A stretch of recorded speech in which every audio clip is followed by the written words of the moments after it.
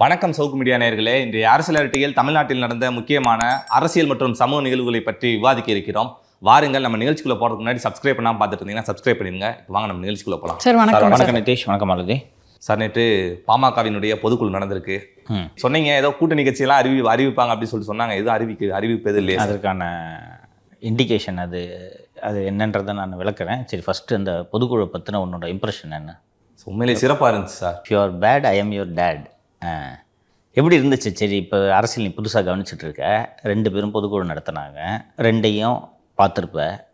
உனக்கு என்ன இம்ப்ரெஷன் வந்துச்சு? ஐயாவோட இது ஒரு மாசா இருந்துச்சு சார். ஏன் அவர் கூட தான் கூட்டத்தை கூட்டியிருந்தார் சார். செய்தி ஊடகங்கள்லையா இருக்கட்டும், எல்லாத்துலேயுமா இருக்கட்டும். இத்தனைக்கு அந்த பேனர் ஏதோ ஒரு பேனர் வச்சுருந்தாங்க.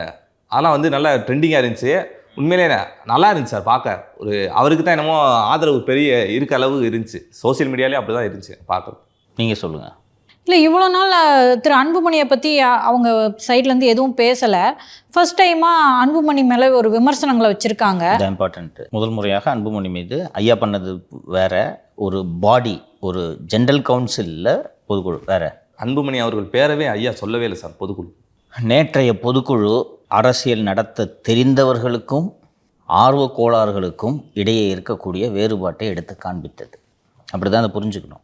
நான் ஏற்கனவே ஐயாவை பற்றி சொல்லியிருக்கேன். ஒரு சதுரங்க விளையாட்டில் எப்படி காய்களை கவனமாக நகர்த்த வேண்டுமோ அப்படி காய்களை ஐயா நகர்த்தி கொண்டிருக்கிறார் அப்படின்றத நான் சொல்லியிருந்தேன்.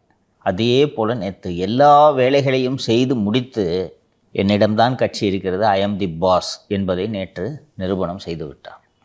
அன்புமணி மீது அந்த ஸ்டைல் எப்படி செய்தார் என்பதை நீங்கள் பார்க்க வேண்டும்.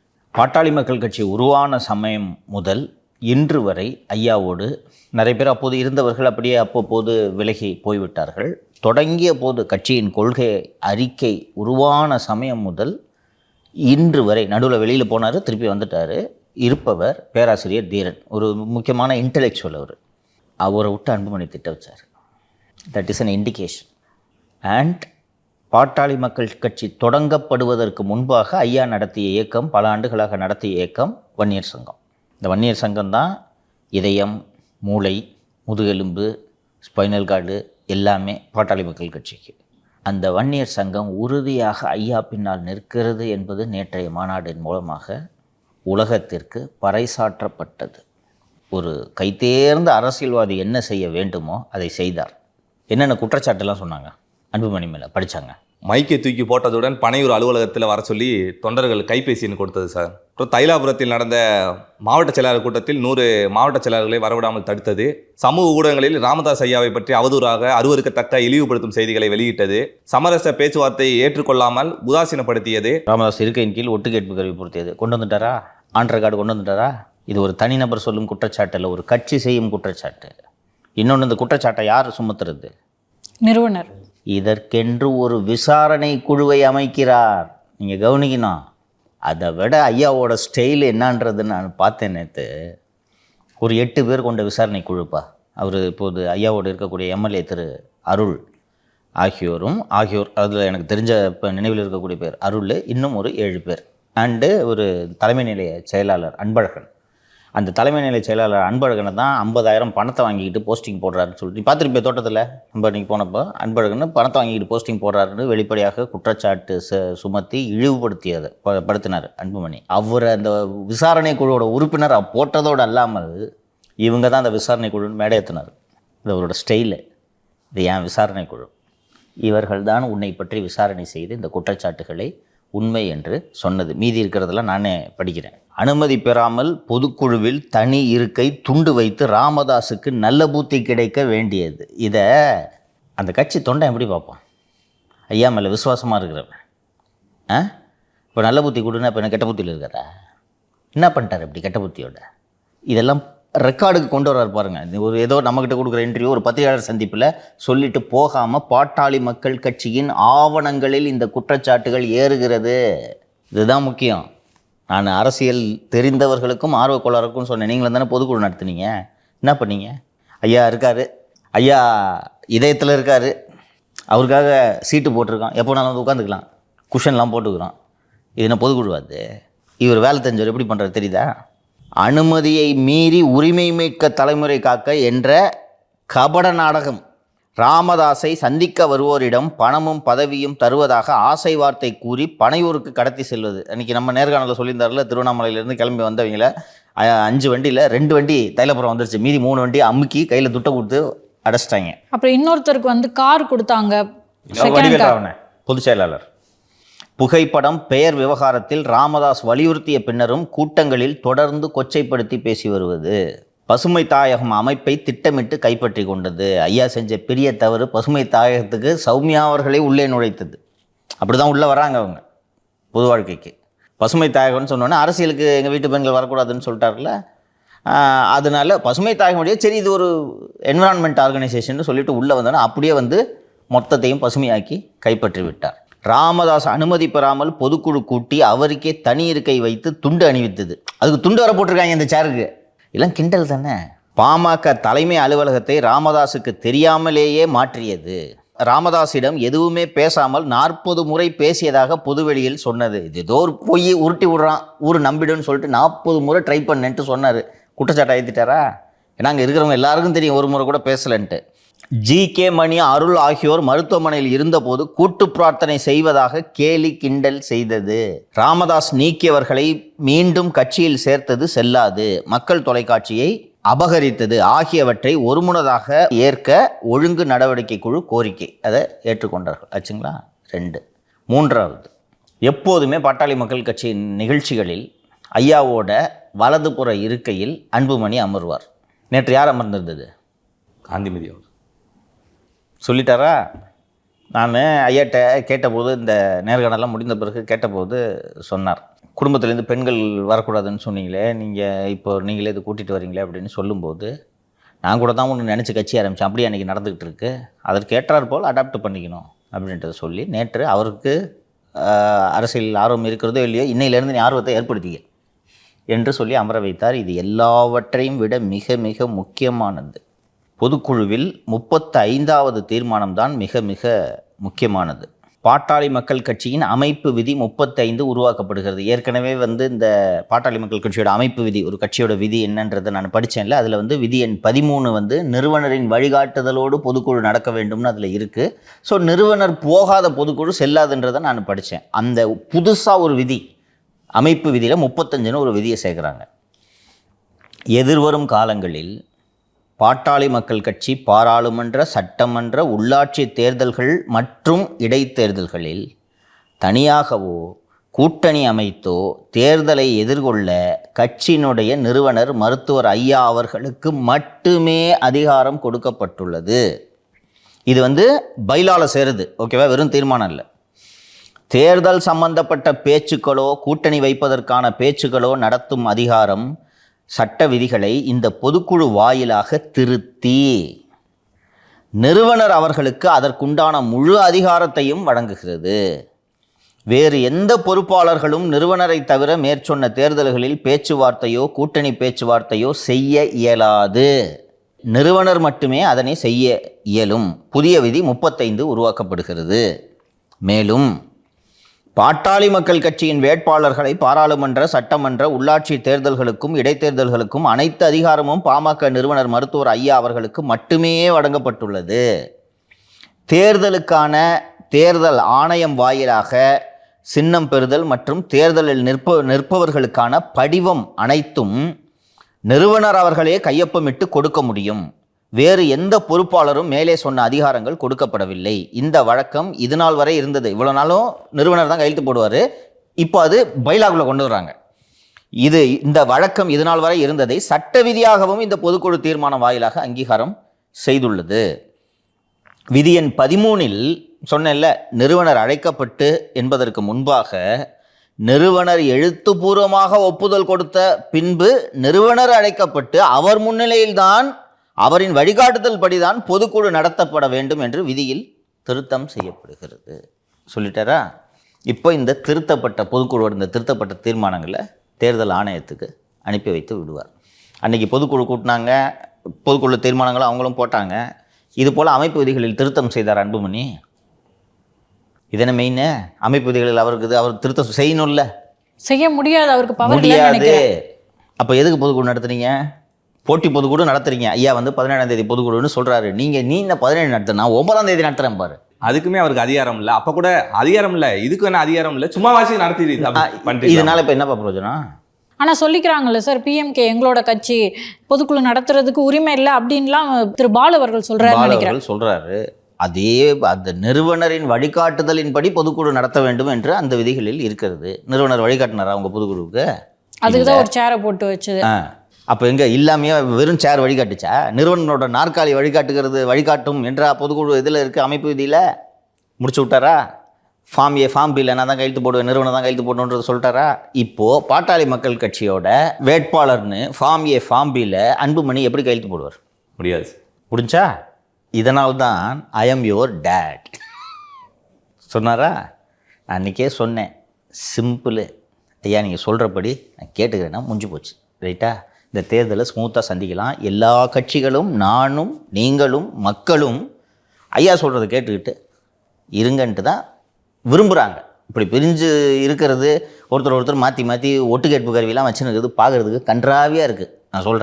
நான் சொல்கிறத கேட்டுங்க. இன்றைக்கி யார் டேடுன்றதை நிரூபிச்சிட்டாரா? இதனால தான் சொன்னேன். நான் தொடக்கத்திலே சொன்னேன், இந்த பிரச்சனையை பற்றி நம்ம முதலாக விவாதிக்கும் போதே நான் சொன்னேன், அவரை பார்த்து நான் வியக்கிறேன். ஒரு சதுரங்க விளையாட்டு போல் இப்போ இந்த சதுரங்க விளையாடுறியா, செஸ்ஸு? நன்றி. அப்போ இந்த எதிராளி எந்த பக்கம் காய நவுத்துறான்றது எல்லாத்தையும் பார்த்து அசஸ் பண்ணி தான் நீங்கள் ஒரு நகர்வை செய்யணும். அப்படி இவர் செய்கிறாருன்ட்டு நான் இவரை பார்த்து வியக்கிறேன்னு நான் சொன்னேன். செஞ்சு முடிச்சிட்டார். பார்த்தீங்களா? கூட்டணி பற்றி சொன்னீங்க. கூட்டணி பற்றி முடிவெடுக்கும் அதிகாரம் முழுக்க நிறுவனருக்கு வழங்கப்படுகிறது. ரைட்டா? இன்றைக்கி உட்காந்துட்டு சாவகாசமாக வெகு விரைவில் முடிவெடுக்க போகிறார். இப்போ அதிகாரம் அவருக்கு வந்துருச்சா? அவராக ஒரு முடிவை எடுத்தாலும் இன்னும் அவர் இப்படி இஷ்டத்துக்கு வச்சுட்டாருன்னு யாரும் ஒரு விமர்சனத்தை நாளை வைக்க முடியாது. ஸோ இப்போது அவர் கூட்டணி தொடர்பான நகர்வுகளை தொடங்குவார். ஒன்று. இரண்டாவது, நான் மருத்துவர், எனக்கு உங்கள் எண்ணமும் தெரியும், உங்கள் இதயமும் தெரியும். எக்ஸ்ரே எடுத்துருவேன். உங்கள் மனசில் என்ன இருக்கோ அதற்கு ஏற்றார் போன்ற கூட்டணியை நான் உருவாக்குவேன். இதுதான் கட்சியை நடத்துகிற வழி. புரியுதா? மேடல் நின்ட்டு என்ன மாலையா எடுத்துட்டா, கொண்டா போட்டு தொலைச்சிட்டு போ, தூக்கிட்டு வர வந்துட்டா மாலையா, வா வா வா வா போட்டு போ. பாவம், நீ வேற எப்படி நேரம் தூக்கியே தெரியும். அது ரொம்ப ஒரு இந்த தொண்டர்களோட சைக்காலஜியை புரிஞ்சுக்கிட்டு அவர் செயல்படுறான்றதுக்கு என்னென்னா, அந்த ஒழுங்கு நடவடிக்கை குழுவில் இருக்கிறவங்கலாம் உள்ளுக்குள்ளே கொஞ்சம் பயம் இருக்கும். அப்பாவும் பையனும் சேர்ந்துக்கிட்டாங்கன்னா, ஓ நீ ஏன் மேலே விசாரணை நடத்துறியா, ஐயோ என்ன ஆக போதும்ன்ட்டு நான் நியமிக்கிறேன், நிறுத்து, என்ன பண்ணிடுவேன். ஸோ அவர் மகனுக்கும் தந்தைக்குமான போரில் தான் தந்தை என்பதை நிரூபித்து விட்டார். தனையனால் தந்தையை விஞ்ச முடியாது என்பதையும் நிரூபித்து விட்டார். ஃபஸ்ட் ரவுண்டு இல்லை, எல்லா ரவுண்டும் நிறுவனருக்கு சென்று விட்டது என்பதை நேற்று நாம் பார்க்கிறோம். ரொம்ப பிரம்மாண்டமாக நடந்த பொதுக்குழு, ரொம்ப எழுச்சியாக இருந்தது. இனி களம் மாறும்னா கொஞ்சம் பேர் கத்திக்கிட்டு இருந்தாங்கல்ல, அவங்க எல்லாம் ஐயாவோட போயிடுவாங்க. இப்போ என்னென்னா, அடுத்து இனிமேல் எலெக்ஷனு. இனிமேல் நீங்கள் பாட்டாளி மக்கள் கட்சியோட கிளைகளை உருவாக்குறதெல்லாம் இன்றைக்கி அவசர தேவை கிடையாது. இனி தேர்தலை நோக்கிய நகரை கொண்டு போகிறார் அவர். பார்த்தீங்களா? பண்ணிவிட்டு இப்போ அடுத்த கட்டத்துக்கு கொண்டு வந்துட்டார். இப்போ அதிமுகவும் சரி, இல்லை திமுகவும் சரி, ஏதோ ஒரு கட்சி கூட்டணி பேச்சுவார்த்தை நடத்தணும்னா யார்கிட்ட போவாங்க? ஐயாட்ட சாப்பிடுவோம் சொல்லிட்டாரா? ஸோ அமைப்பு விதியை திருத்திட்டாரு. நாளைக்கு கட்சியில் இது ஒரு நீதிமன்றத்திற்கு செல்ல வேண்டி இருந்தாலும் சட்டம் யார் பக்கம் இருக்கும் என்பதற்கு தேவையான தரவுகளை, ஆதாரங்களை எல்லாவற்றையும் உருவாக்கி சிறப்பாக இந்த பொதுக்குழுவை நிறைவு செய்திருக்கிறார். அதனால் அடுத்து சொல்கிறேன், அடுத்த கூட்டணி தொடர்பாக என்ன நடக்க போகிறதுன்னு சொல்லுவேன். கூப்பிடுவார். பொதுக்குழு முடிஞ்சிருச்சுல்ல, தம்பி வா என்று அழைப்பார். போய் நேரிலேயே பேசிவிட்டு மேலதிக விவரங்களை சொல்லலாம். இன்றைக்கி அன்புமணி அவர்களை கட்சியை விட்டு நீக்கிட்டாங்க சார். ஒருவேளை புதிய கட்சியை தான் ஆரம்பிக்க போகிறாரா? அதை நோக்கி இது போகுதுன்றதுக்கான இண்டிகேஷன் தான் நேற்று பொதுக்குழு. இப்போது ஒழுங்கு நடவடிக்கை குழு அமைத்து இந்த குற்றச்சாட்டுகள் நிரூபணம் செய்யப்பட்டதுன்னு ஒரு 8 பேர் கொண்ட குழு உருவாக்கிட்டாங்க. அடுத்து நீங்கன்னா என்ன பண்ணுவீங்க? இப்போ ஒரு 8 குற்றச்சாட்டு இருக்குது, இல்லை எல்லா குற்றச்சாட்டு உண்மைன்றதுன்னு நம்ம பார்த்தோம், எல்லாத்துக்கும் ஆதாரம் இருக்குது. அந்த ஒரு வீடியோ பார்த்தீங்களா காலையில், மைக்கை தூக்கி வச்சுட்டு அது ஒரு நல்ல பிஹேவியரா? ஆயிரக்கணக்கான தொண்டை முன்னாடி உட்காந்துருக்கேன், அவங்க முன்னாடியே சண்டை போடுவேன். அங்கேயே நான் புதுசாக ஆஃபீஸ் ஆரம்பிச்சிருக்கேன், அவன் அப்போ பேசிகிட்டு இருக்கார் மைக்கில், ஃபோன் நம்பர் கொடு, இந்த நம்பர் என்னை தொடர்பு கொண்டா எடுத்துருவீங்க நீங்கள். நல்லவா இருக்குது சார். திரு சிபி ராதாகிருஷ்ணனை துணை ஜனாதிபதிக்கான வேட்பாளராக பிஜேபி நியமிச்சிருக்காங்க. ஸோ இதோட தகவல்கள் என்ன சார்? தகவல் சொல்கிறேன். அவர் திரு சிபி ராதாகிருஷ்ணன் ஆரம்ப காலம் முதல் ஆர்எஸ்எஸ் இயக்கத்தில் ஈடுபடுத்தி, இன்றைக்கும் அவர் ஆர்எஸ்எஸ்காரர். 5 முறை மக்களவைத் தேர்தலில் போட்டியிட்டு 2 முறை வெற்றி பெற்றிருக்கிறார். ஜார்க்கண்ட் மாநிலத்தின் ஆளுநராக இருந்தார். இப்போது மகாராஷ்டிரா மாநிலத்தின் ஆளுநராக இருந்து வருகிறார். அவரை குடியரசு துணைத் தலைவர் வேட்பாளராக அவரை அறிவித்திருக்கிறார்கள். இப்போது சற்று முன்பு செய்தியாளர்களை சந்தித்த திரு எடப்பாடி பழனிசாமி திமுகவும் சிபி ராதாகிருஷ்ணனுக்கு ஆதரவு தர வேண்டும், கட்சி மாச்சரியங்களை எல்லாம் கடந்து ஒரு தமிழர் என்ற முறையில் திரு சிபி ராதாகிருஷ்ணன் அவர்களுக்கு தமிழகத்தில் உள்ள அத்தனை பேரும் அத்தனை எம்பிக்களும் ஆதரவு தர வேண்டும். குடியரசு துணைத் தலைவருக்கு யார் வாக்களித்து தேர்ந்தெடுப்பாங்க? எம்பிஸ். ஸோ அத்தனை பேரும் வாக்களிக்க வேண்டும்னு திரு எடப்பாடி பழனிசாமி சொல்லியிருக்காரு. இப்போ திமுக என்ன செய்யணும்? காங்கிரஸ் யார் நிப்பாட்டுறாங்களோ அவங்களுக்கு தானே சார் ஓட்டு போகணும். அப்போ தமிழின விரோதியா நீங்கள்? காங்கிரஸ் ஒரு தமிழர் நிப்பாட்டினா பரவாயில்ல, தமிழின விரோதியா? சார் கட்சி தானே சார் முக்கியம், எங்கள் தமிழர் அப்படிலாம் பார்க்குறது. அப்போது உனக்கு இனப்பாசம் இல்லை, முக்கியம் இல்லை. அப்போ அண்ணன் சொல்கிறது கரெக்டு சார். இனப்பாசன்றதை காட்டி சார் நாளைக்கு அவர் வந்து திமுகவுக்கு எதிராக செயல்பட மாட்டார் என்ன சார் நிச்சயம்? யார்? அது ராதாகிருஷ்ணன் அவர்கள். அவர் வைஸ் பிரசிடென்ட்டுப்பா, அவர் உங்களுக்கு என்ன பண்ண முடியும்? போன வாரம் போய் நேராக போய் பார்த்து ஆதரவு கேட்டார் தெரியும்ல. உடல் நலனை விசாரிக்கிறேன்ட்டு போனார். போய் என்ன கேட்டார்? ஆதரவு தானே கேட்டார். சரி நான் சொல்கிறேன், நீங்கள் அப்படிலாம் பண்ணக்கூடாதுன்னு சொல்கிறேன். நீங்கள் இப்போ அவருக்கு ஆதரவு கொடுத்தீங்கன்னா இப்போ அண்ணன் பெரியசாமி வீட்டுக்கு ஈடி வந்துச்சு, இதுலேருந்துலாம் தப்பிக்கலாம்ல. விக்ரம் ஜூஜு காப்பாற்றலாம்ல, மகனை காப்பாற்றலாம்ல. கேட்டால் தமிழ் இனப்பாசத்தின் காரணமாக நாங்கள் ஆதரவு தெரிவித்தோம், தமிழர் என்ற அடிப்படையில் ஆதரவு தெரிவிக்கலாமா? தெரிவிக்கலாம் சார். தெரிவிக்கலாம். கரெக்டு தானே இது? இப்போ எடப்பாடி சொல்கிறது நீங்கள் கட்சி பேதம்லாம் பார்க்காதீங்க, இன உணர்வோடு நீங்கள் ஆதரவு தெரிவிக்க வேண்டும்னு சொல்கிறாரு. கரெக்டா? கரெக்டு தான் சார். நீங்கள் சொல்லுங்கள் சார். அவங்க காங்கிரஸோட கூட்டணி அமைச்சு ஜெயிச்சிருக்காங்க. அப்படி இருக்கும்போது கூட்டணியோட நோக்கம் என்ன? உங்களை நான் சப்போர்ட் பண்ணுறேன், என்னை நீ சப்போர்ட் பண்ணு அப்படின்றது தான். ஆமாம், நான் சொல்லுவேன், தமிழின விரோதிகளே, ஒரு தமிழருக்கு எதிராக வாக்களிக்கிறீர்களே என்று எடப்பாடியே சொல்லுவார். இந்த ஆரம்பிச்சிட்டாரு காலையில். காங்கிரஸுக்கும் திமுகவுக்கும் உள்ள ஒரு குழப்பம் வரும்ல சார்? வரணுன்றதுக்காக தானே சிபி ராதாகிருஷ்ணன் போட்டது. பிஜேபியில் ஆளா இல்லை? குடியரசு துணைத் தலைவர் பதவி ஆள் இல்லையா? எதுக்கு போட்டாங்க? தமிழக சட்டப்பேரவை தேர்தல் கொங்கு பகுதி ஏற்கனவே அதிமுக பிஜேபி கூட்டணி வசமாக இருக்கிறதுனால அந்த 1-2 பிசுறு ஓட்டு கூட போயிடக்கூடாது. அதற்காக அந்த சமூகத்தை சேர்ந்த ஒருவரை நியமித்து இப்போது காலையில் தமிழர்னு ஆரம்பிச்சிட்டாங்களா? ஒரு தமிழராக நான் பெருமை கொள்கிறேன், இன்னும் ஜெயிக்கவே இல்லை, அதுக்குள்ளே ஆரம்பிச்சிட்டாங்க.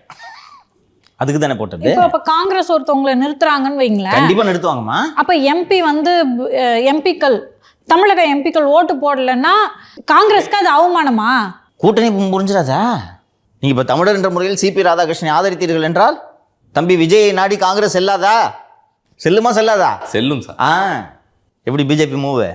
ஏற்கனவே காமராஜரை திட்டினதுக்கெல்லாம் ஒரு ஓரமாக வைங்கப்பா அப்படின்னு சொல்லிட்டு அவங்க மௌனம் தான் காத்தாங்க. ஒருவேளை திமுக என்ன முடிவெடுக்கிறாங்கன்னு தெரில சார், நம்மளுக்கு தெரியல. இது இன்றோ நாளையோ தெரிந்துவிடும். தமிழ்நாட்டில் இருக்கிற காங்கிரஸ்லாம் மானங்கட்ட காங்கிரஸ், இதனால் திமுக என்ன சொன்னாலும் கேட்டுக்கிட்டு வாழி தூக்கிட்டு போயிடுவாங்கன்றதுக்காக காங்கிரஸ் தலைமை அப்படி முடிவெடுக்கும் என்று நீங்கள் நினைக்க முடியாது அல்லவா? நீங்கள் 1000 தமிழ் உணர்வு, தெலுங்கு உணர்வு, மலையாளி உணர்வுன்ட்டு நீங்கள் எது வேணாலும் சொல்லிக்கிங்க. பிஜேபியை எதிர்ப்பது மட்டும்தான் காங்கிரஸுடைய வேலை இல்லையா? தோக்க போகிறோன்னு தெரிஞ்சு தான் அவங்க கேண்டிடேட் போட போகிறாங்க. ஒரு செல்லு பிறந்த திமுக எது சொன்னாலும் கேட்டுக்குவார், ராகுல் காந்தி கேட்கணுமா? அப்போ எதுக்கு தனியாக கட்சி நடத்திக்கிட்டு? இப்போ இது எப்படி ஒரு இன்டெலிஜென்ட்டான மூவ் தெரியுதா? எடப்பாடி சூப்பராக பேசினார், இங்கே கோயிலுக்கு போய்ட்டு வந்திருக்கிறாரு. ஒரு மதமாச்சரியங்களை ரொம்ப சீரியஸாக வேறு சொல்கிறாரு. ஒரு தமிழராக தமிழ்நாட்டில் இருக்க எல்லா கட்சிகளும் இவருக்கு ஆதரவு தரணும். அது நம்மளுக்கு ஒரு பெருமை தானே சார். துணை ஜனாதிபதி வந்து ஒரு தமிழர். எல்லா பெருமையும் இருக்கட்டும், அவர் எடப்பாடியோட நோக்கம் தமிழர் என்ற பெருமையா? இதை சொல்லி திமுக ஓட்டு போட வச்சு காங்கிரஸ் அந்த கூட்டிலேருந்து கழட்டி விடணும். ஒருவேளை எடப்பாடி தமிழ் உணர்வை தூண்டுறான்ட்டு இவங்க ஓட்டு போட்டு சிபி ராதாகிருஷ்ணனுக்கு ஓட்டு போட்டாங்கன்னு வச்சுங்களேன், ஓஹோ அப்படியா ரைட்டு பாஸ்ன்ட்டு விஜய் கரத்தை வலுப்படுத்தணும்னு போயிடுவாங்க. செல்வபுரத்தில் கூப்பிட்டு வாலி ஓட்டி அங்கிட்டு போப்பா அப்படின்றாங்க. என்ன பண்ணுவார்? இன்னும் பண்ண முடியும். ஏற்கனவே மற்ற கூட்டணி கட்சிகள் முறுக்கின்னு இருக்கா? அப்புறம் எங்கே நீங்கள் 230 தொகுதியில் ஜெயிக்கிறது? இதுதான் எடப்பாடியோட நோக்கம். எடப்பாடியின் தமிழுணருக்கு it's good politics, it's good politics. எப்படிலாம் டிசைனாக வருது தெரியுதா? யாராவது நினச்சோமா ஜெகதீப் தன்கர் திடீரென்று ராஜினாமா செய்துவிட்டு காணாமல் போய்விடுவார், குடியரசு துணைத் தலைவர் பதவி காலியாகும், அதுக்கு பிஜேபி ஒரு தமிழரை கொண்டு வந்து நிறுத்தி கூகுளில் போடுவாங்கன்றதை நாமெல்லாம் எதிர்பார்த்தோமா? இதான் அரசியல். தெரியுதுங்களா? ஒருவேளை இவர் தோத்துட்டாருன்னா கூட தமிழரவே நீங்கள் இழிவுபடுத்திட்டீங்க, அவரை கூட ஓட்டு போடல அப்படின்னு சொல்லி தோற்க வாய்ப்பு இல்லை. பிஜேபி கிட்ட ஃபஸ்ட்டு நம்பர்ஸ் இருக்குது, லோக்சபாவில் மெஜாரிட்டி இருக்குது. ஒரு அனௌன்ஸ் பண்ண உடனே ஒரு தமிழர் போலவே சந்திரபாபு நாயுடு வேகமாக ஆதரவு தருகிறார். பெருமையாக இருக்கிறது எங்களுக்கு சிபி திராவிடர்கள் அப்படின்னு நினைவாங்க நினைக்கிறேன். they have numbers, பட் அவங்க ஜெயிச்சிருவாங்கன்றதா எப்படி ஓட்டு போடாமல் இருப்பீங்க? நான் ஏற்கனவே உங்களுக்கு சொன்னேன்னு நான் நினைக்கிறேன். அப்துல் கலாம் அவர்களை வேட்பாளராக நிறுத்திய போது கிட்டத்தட்ட எல்லா கட்சிகளும் ஆதரவு தெரிவிச்சிருச்சு.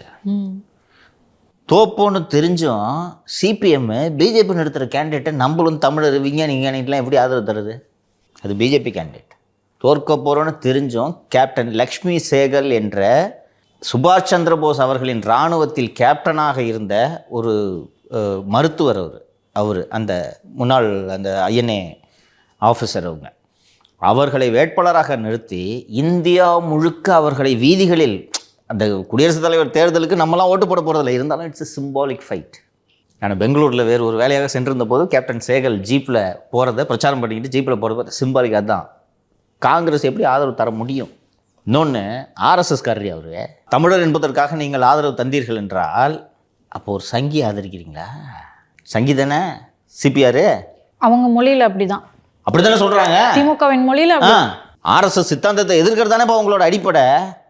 அப்போ தமிழன்றதுக்காக உங்களுடைய சித்தாந்தத்தை தூக்கி காட்டில் போட்டு விடுவீர்களா அப்படின்னு நானே கேட்பேன். அவங்க ஏற்கனவே திரு வாஜ்பாய் பற்றி பேசும்போது கூட கெட்ட கட்சியில் இருக்கும் நல்லவர் அப்படின்னாங்க. அப்படிலாம் நல்லா இப்போ அது கெட்ட கட்சியில் இருக்கும் தமிழருங்க. என்ன பண்ணுவாங்கன்னு தெரியல. திமுக சிபிஆர் அவர்களுக்கு ஆதரவு அளித்தால் வியப்படைவதற்கு ஒன்றுமில்லை. நாங்கள் அவங்களுக்கு ஆதரவு அளிக்கிறோம், நீங்கள் டாமி அந்த பக்கத்தை அனுப்பாமல் இருங்கன்னு சொல்லலாம்ல. அவங்க அங்கிலேருந்து பாருங்கள். அப்படியே இதன் தொடர்ச்சியாக அந்த அமலாக்கத்துறை சோதனைகளை பற்றி சொல்லிவிடுகிறேன். அந்த சோதனை அமைச்சர் திரு ஐ பெரியசாமிக்கு வைத்த குறி அல்ல.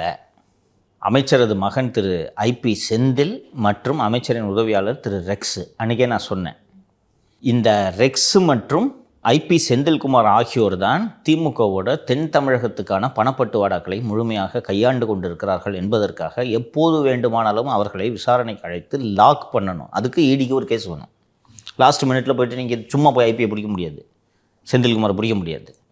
ஸோ ஒரு சர்ச் நடத்தி இசிஐஆர்னா இடியோட எஃப்ஐஆர் ஓப்பன் பண்ணி வச்சுக்கிட்டு செந்தில கண்காணிப்புலேயே வச்சுருக்க வேண்டியது, ரெக்ஸை கண்காணிப்புலேயே வச்சுருக்க வேண்டியது. இப்போது ஏற்கனவே ரெக்ஸ் வீட்டிலையும் செந்தில் வீட்டிலையும் சோதனைகள் நடந்து முடிந்து விட்டன என்பதால் ரெக்ஸும் செந்திலும் பணத்தை ஹேண்டில் பண்ணுவாங்களா எலெக்ஷன் இடத்துல? மாட்டாங்க. அப்படியே ஹேண்டில் பண்ணுற மாதிரி தான் அந்த நேரத்தில் தூக்கி உள்ளே வச்சுருவாங்க இல்லையா? அதுக்காக லாக் பண்ணுறாங்க.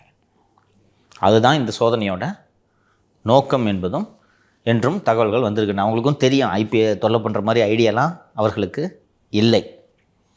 செந்தில் தான் டார்கெட்டு. பட் செந்தில் மேலே ப்ரெடிகேட் அஃபென்ஸ் எதுவுமே இல்லை. ஸோ ஐபியோட ப்ரெடிகேட் அஃபென்ஸை வச்சு செந்தில் லாக்குக்குள்ளே கொண்டு வந்திருக்காங்க. தொடர்ந்து அவர்கள் கண்காணிப்பில் இருப்பார்கள். பணப்பட்டுவாடா, பண பரிவர்த்தனை இது போன்ற எதில் ஈடுபட்டாலும் அவர்கள் கண்காணிப்பில் இருப்பார்கள். சம்மன் பண்ணி விசாரணைக்கு விட்டுருவாங்க. வேறு எதுவும் ஆவணங்கள் எதுவும் சிக்கிச்சா சார்? ஆவணங்கள் எடுத்துருப்பதாக சொல்கிறார். கண்டிப்பாக கிடச்சிருக்கும்ப்பா. There is no perfect time. இந்த மாதிரி விஷயங்கள் ஏதாவது இருக்கும். அதனால் எவிடன்ஸ்லாம் இல்லாமலாம் இருக்கவே இருக்காது சார். கட்டாயமாக ஏதாவது கிடைத்திருக்கும். இன்னைக்கு உத்தரவு இவ்வளோ பேர்தலில் நடத்துகிறப்போ ஒருத்தரையாக பிடிச்சி ட்ரெயிலில் மணி ட்ரெயிலில் பிடிச்சிருவாங்க. ஒருத்தர் பினாமின்னு சந்தேகப்படுறாங்கன்னா ஒன்றும் இல்லை. இப்போ நீ உன் பேரில் ஒரு 50 கோடி ரூபாய்க்கு வீடு வச்சுருக்கிறேன்னு வச்சுக்க, உன்ட்ட கூப்பிட்டு ஏதுப்பா துட்டுன்னு கேட்டால் என்ன பதில் சொல்லுவேன்? ஒன்றுமே சொல்லுங்க சார், இது ஏற்கனவே இந்த தவுளுன்னு சம்பளம் கொடுக்குறான் சார், இருந்தாலும் அதில் எப்படி சார் வீடு வாங்குறது கேட்பாங்க. உனக்கு அவன் எவ்வளோ சம்பளம் கொடுக்குறான்னு தெரியும், அந்த நிறுவனத்தில் எவ்வளோ சம்பளம் கொடுக்குறாங்கன்னு தெரியும், உனக்கு ஏது இவ்வளோ வீடுனா என்ன பதில் சொல்லுவார்?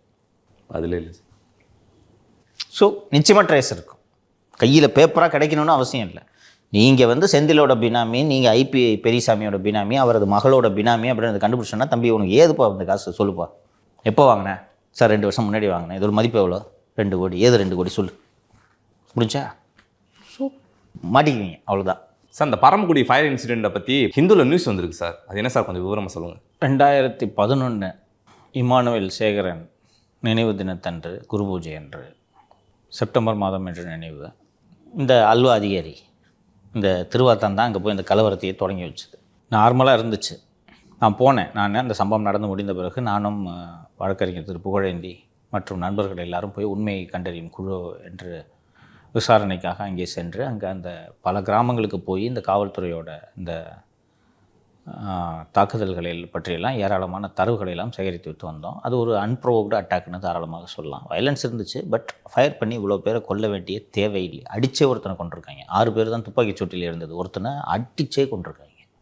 இந்த அல்வா அதிகாரி செந்தில்வேலன் அவர்கள் டிசி அடையாராக அப்போது இருந்தார். ஏற்கனவே ராமநாதபுரம் எஸ்பியாக இருந்தார் என்பதற்காக அவருக்கு இந்த பகுதியை பற்றி நன்றாக மூலசூடு அறிவுன்றதே சுத்தமாக இல்லை.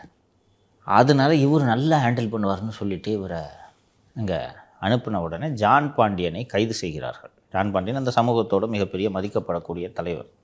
அவரை கைது செய்கிறார்கள்ன்ற அந்த தகவல் இங்கே பரவுன உடனே திஸ் கை கொஞ்சம் வயலன்ஸ் வருது. வயலன்ஸ் வந்த உடனே அடிக்க ஆரம்பிக்கிறாங்க, கல் வீசிடுறாங்க. அது செந்தில்வேலன் காலில் ஏதோ அடிபட்டுச்சுன்னு நினைக்கிறேன் நான். அவ்வளோதான், வயலன்ஸ் ஆகிடுச்சு. ஃபயர் பண்ண ஆர்டர் பண்ணிட்டாங்க. குருவி சுடுற மாதிரி சுட்டாங்க. மொத்தம் 7 பேர் இறந்தார்கள். அதில் 6 பேர் துப்பாக்கிச் சூட்டில் இறந்தார்கள். ஒருவர் அடித்தே கொல்லப்படுகிறார். அதுக்கப்புறம் ஒரு சம்பத்துன்னு ஒரு நீதிபதி திரு சம்பத் அவர்கள் தலைமையில் ஒரு விசாரணை ஆணையம் நடைபெற்றது. மதுரை உயர்நீதிமன்ற கிளை சிபிஐ விசாரணைக்கு உத்தரவிட்டது. சிபிஐ விசாரணையில் சில அதிகாரிகள் மீது குற்றப்பத்திரிகை தாக்கல் செய்ய வேண்டும் என்று அனுமதி கேட்டபோது அப்போது இருந்த அதிமுக அரசாங்கம் அவர்களுக்கு வழக்கு தொடர அனுமதி தரவில்லை. துறை ரீதியான நடவடிக்கைகள் அது என்னென்னா சுட்டு கணப்புனான்னு சுட்டுட்டு அதுக்கப்புறம் குண்டுக்கெல்லாம் கணக்கு கொடுத்தாங்க. சந்தீப் மிட்டல் என்று ஒரு அதிகாரி இருந்தார் என்று நினைக்கிறேன். செந்தில்வேலன் தான் அந்த கலவரத்தை ஸ்டார்ட் பண்ணி விட்டது, அது நல்லா தெரியும். கண்ணை மட்டும் இஷ்டத்துக்கு சுட்டாங்க. இன்று வரை 15 வருடங்கள் ஆகிறது. இன்று வரை அதில் சம்பந்தப்பட்டவர்கள் ஒருவர் கூட தண்டிக்கப்படவில்லை. விசாரணையே தொடங்கலை. இது சம்பந்தமாக சிபிஐ என்ன விசாரணை எந்த ஸ்டேஜில் இருக்குது, என்ன பண்ணியிருக்கீங்க என்று தகவல் அறியும் உரிமை சட்டம் மூலமாக ஒருவர் கேட்கும்போது அந்த தகவல்கள் எல்லாம் தர முடியாது என்று மறுத்து பதில் வந்திருக்கிறது. 14 வருடங்கள் ஆகிறது. 14 வருடங்களாக 7 பேர் இறந்ததற்கு காரணமான காவல்துறை அதிகாரிகள் ஒருவர் மீது கூட நடவடிக்கை இல்லை. இந்த நேரத்தில் நான் எதற்காக இதை பதிவு செய்ய வேண்டும், அந்த ஹிந்து நாளிதழ் செய்தியை விவாதிக்க வேண்டும் என்று நான் இன்றைக்கு எடுத்துக்கொண்டிருக்கிறேன் என்றால் இதுதான் சமயம். இந்த நேரத்தில் தான் நான் இந்த தேவேந்திரகுல வேளாளர் சமூகத்தின் தலைவர்களான டாக்டர் கிருஷ்ணசாமி ஆகட்டும், அண்ணன் திரு ஜான் பாண்டியன் அவர்களாகட்டும், இந்த நேரத்தில் தான் அரசுக்கு அழுத்தம் தர வேண்டும். நீ எதுக்கு இப்படி வச்சுட்டு இருக்கா? அப்போ எங்கள் சமூகத்தை இடிவாக நினைக்கிறியா? செத்து போன அத்தனை பேர் அந்த ஜாதி தானே. இந்த பக்கம் தப்பு அந்த பக்கம் தப்புன்னு சொல்ல விசாரணை நடக்கணுமா இல்லையா? 14 வருஷம் ஆச்சு, எந்த விசாரணையுமே நடத்தாமல் இருந்தீங்கன்னா நீங்கள் என்ன நினைக்கிறீங்க? இந்த நேரத்தில் தான் அவர்கள் அந்த 2 தலைவர்களும் அரசுக்கு அழுத்தம் தர வேண்டும். இன்னொன்று, அந்த சம்பவத்துக்கு காரணமான ஆள் இன்றைக்கி கவர்மெண்ட்டே நடத்திட்டு இருக்காரு. நீங்கள் வேடிக்கை பார்க்குறீங்கன்னா அப்புறம் நீங்கள் என்ன தலைவர்கள்? செந்தில்வேலன் தான் இன்றைக்கி நடந்ததுக்கு எல்லாத்துக்கும் காரணன்றது ஒரு அண்ணன் ஜான் பாண்டியனுக்கும் தெரியும், டாக்டர் கிருஷ்ணசாமிக்கும் தெரியும். அதால் நீங்கள் அரசாங்கத்தை நடத்திட்டு இருக்கிறாரு. இப்போ நீதி கேட்கலன்னா நீங்கள் எப்போ கேட்க போகிறீங்க? எல்லோரும் மறந்துட்டு அடுத்தடுத்த வேலையை பார்க்க போயிட்டீங்க இல்லையா? உங்களுக்காக தானே வந்து அங்கே குண்டடிப்பட்டு செத்தான். பிரச்சனை ஸ்டார்ட் ஆனதே ஜான் பாண்டியனை அரெஸ்ட் பண்ணிட்டாங்கன்ற தகவல் வந்த உடனே தான் அங்கே பிரச்சனை ஸ்டார்ட் ஆகும். 14 வருஷமாக அந்த காரணமான ஒருத்தர் மீது துறை ரீதியான நடவடிக்கை கூட இல்லைன்னா அப்போ என்னதான் அரசாங்கம் இது?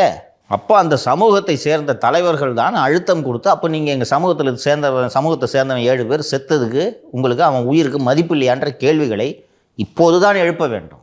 நான் இந்த நிகழ்ச்சி வாயிலாக டாக்டர் கிருஷ்ணசாமிக்கும் அண்ணன் திரு ஜான் பாண்டியன் அவர்களுக்கும் கோரிக்கையாகவே வைக்கிறேன். இது என்ன எதுக்கு நான் சொல்கிறேன்னா, இது மாதிரி இதுக்கு இந்த தவறுக்கு காரணமான அதிகாரிகள் எதுவுமே பண்ண, எந்த தண்டனையும் இல்லாமல் விசாரணை இல்லாமல் ரிட்டர் ஆகி உங்கள் இஷ்டத்துக்கு போயிட்டீங்கன்னா அப்புறம் என்னங்க நாடுது? யார் வேணாலும் சொல்லலாமா? ப்ராசிக்யூட் பண்ணணும்ல. ஒரு உயர்நீதிமன்றம் சிபிஐ விசாரணைக்கு உத்தரவிட்டிருக்கு, அனுமதி கொடுக்கலன்ட்டு 15 வருஷமாக அப்படியே தூக்கி கட்டி வச்சுட்டு இருந்தீங்கன்னா என்ன அர்த்தம்? இதுக்கு ஒரு கான்ஸ்டபிள் கூட தண்டிக்கப்படலாமா? இது யாரும் மறந்துவிடக்கூடாது என்பதற்காக தான் இதை பதிவு செய்கிறேன். மறுபடியும் அதை விசாரிச்சாங்கன்னா எவிடன்ஸ்லாம் இருக்குமான்றதே தெரியும். 15 வருஷம் கழிச்சு என்ன எங்கே பாருங்க எவிடன்ஸு? பாதி சாட்சி செத்து போயிருப்பான். முடிச்சிருங்க சார். தேனாம்பேட்டையிலேருந்து சைதாப்பேட்டையில் வரைக்கும் ஒரு மேம்பாலம் அமைக்கிறாங்க. அதுதான் தமிழ்நாட்டிலேயே மிக விலை உயர்ந்த பாலம் சொல்லப்படுது. அது கிட்டத்தட்ட ஒரு கிலோமீட்டருக்கு மட்டும் 195 கோடி செலவிடுறாங்க. 200 கோடின்னு வச்சுக்க. 200 கோடி கிட்ட. அவ்வளவு செலவிடுறதுக்கான அவசியம் என்ன சார்? அப்புறம் அண்ணன் வேலு எப்படி தான்ப்பா சம்பாதிக்கிறது? என்ன இப்படி கேட்டுக்கிட்டு இருக்கிறேன் கேள்வி? நியூ இண்டியன் எக்ஸ்பிரஸில் ஒரு ப்ரில்லியன்ட் ஸ்டோரி வந்திருக்கு. Teynampet Saidapet flyover is Tamil Nadu's costliest at 195 crore per kilometre அப்படின்ட்டு வந்திருக்கிறது. இருக்கிறதுலையே எல்லா ப்ராஜெக்ட்ஸ்லேயும் வந்து ரொம்ப காஸ்ட்லியான பிரிட்ஜஸ் அண்ட் ரோட்ஸ் வந்து NHI national highways authority of India, அந்த நம்ம திருச்சிக்கெலாம் போகும்போது இருக்குல்ல அந்த ரோடு, அந்த சாலை, அந்த ஸ்ட்ரெச்சை தான் சொல்லுவாங்க அவங்களோட இது தான். ஏன்னா குவாலிட்டி ரொம்ப பிரமாதமாக இருக்கும். குவாலிட்டி எப்போவுமே வந்து, ஏன்னா அதோட குவாலிட்டி நல்லா இருக்கிறதுக்கு அது ஒரு காரணம், காஸ்ட் அதிகமாக இருக்கிறதுக்கான இன்னொரு காரணம் என்னென்னா, பெரும்பாலான நகாய் ப்ராஜெக்ட்ஸ் எல்லாமே ப்ரைவேட் பப்ளிக் பார்ட்னர்ஷிப், இந்த டோல் போட்டு வசூல் பண்ணுறது மாதிரி இருக்குல்ல. மாநில அரசு கட்டக்கூடிய எல்லா பாலங்களுமே மாநில அரசின் நிதியிலிருந்தே கட்டப்படுவதன் காரணமாக காஸ்ட் வந்து இது கம்மியாக இருக்கும். காலங்காலமாக அப்படி தான் இருந்து வந்து கொண்டு இருக்கிறது. கிட்டத்தட்ட 50% கூடுதலாக இந்த பாலம் கட்டப்பட்டு இருக்கிறது. அப்படின்னா நான் இங்கே இல்லை, நம்ம பழைய சேனலில் நான் பேசியிருக்கேன். இந்த பாலமே கமிஷன் அடிக்கிறதுக்காக நகாய் ப்ராஜெக்டோடு ஒப்பிடும்போது 100 கோடிக்கு கட்டியிருக்காங்க.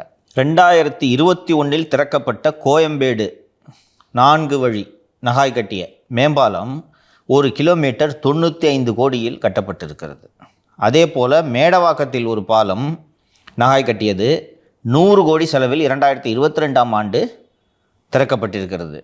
அதே போல் மதுரை நத்தம் சாலையில் ஒரு சாலை 100 கிலோமீட்டர் செலவில் அமைக்கப்பட்டிருக்கிறது.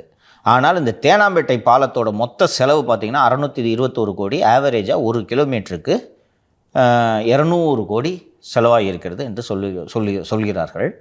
அப்பட்டமாக ஊழல் தான் இதில் காரணம். முன்னாடிலாம் என்ன பண்ணுவாங்கன்னாப்பா, இது ஏடிஎம்கே பீரியட்லேருந்தே தொடங்கிடுச்சு. இது இப்போ இவங்க அடுத்த கட்டத்துக்கு கொண்டு போயிட்டாங்க. இந்த இடத்துல ஒரு பாலம் கட்டணும்னு வச்சுக்கோங்க, இந்த பாலத்துக்கான ஆக்சுவல் காஸ்ட்டு 90 கோடின்னு வச்சுக்கோ.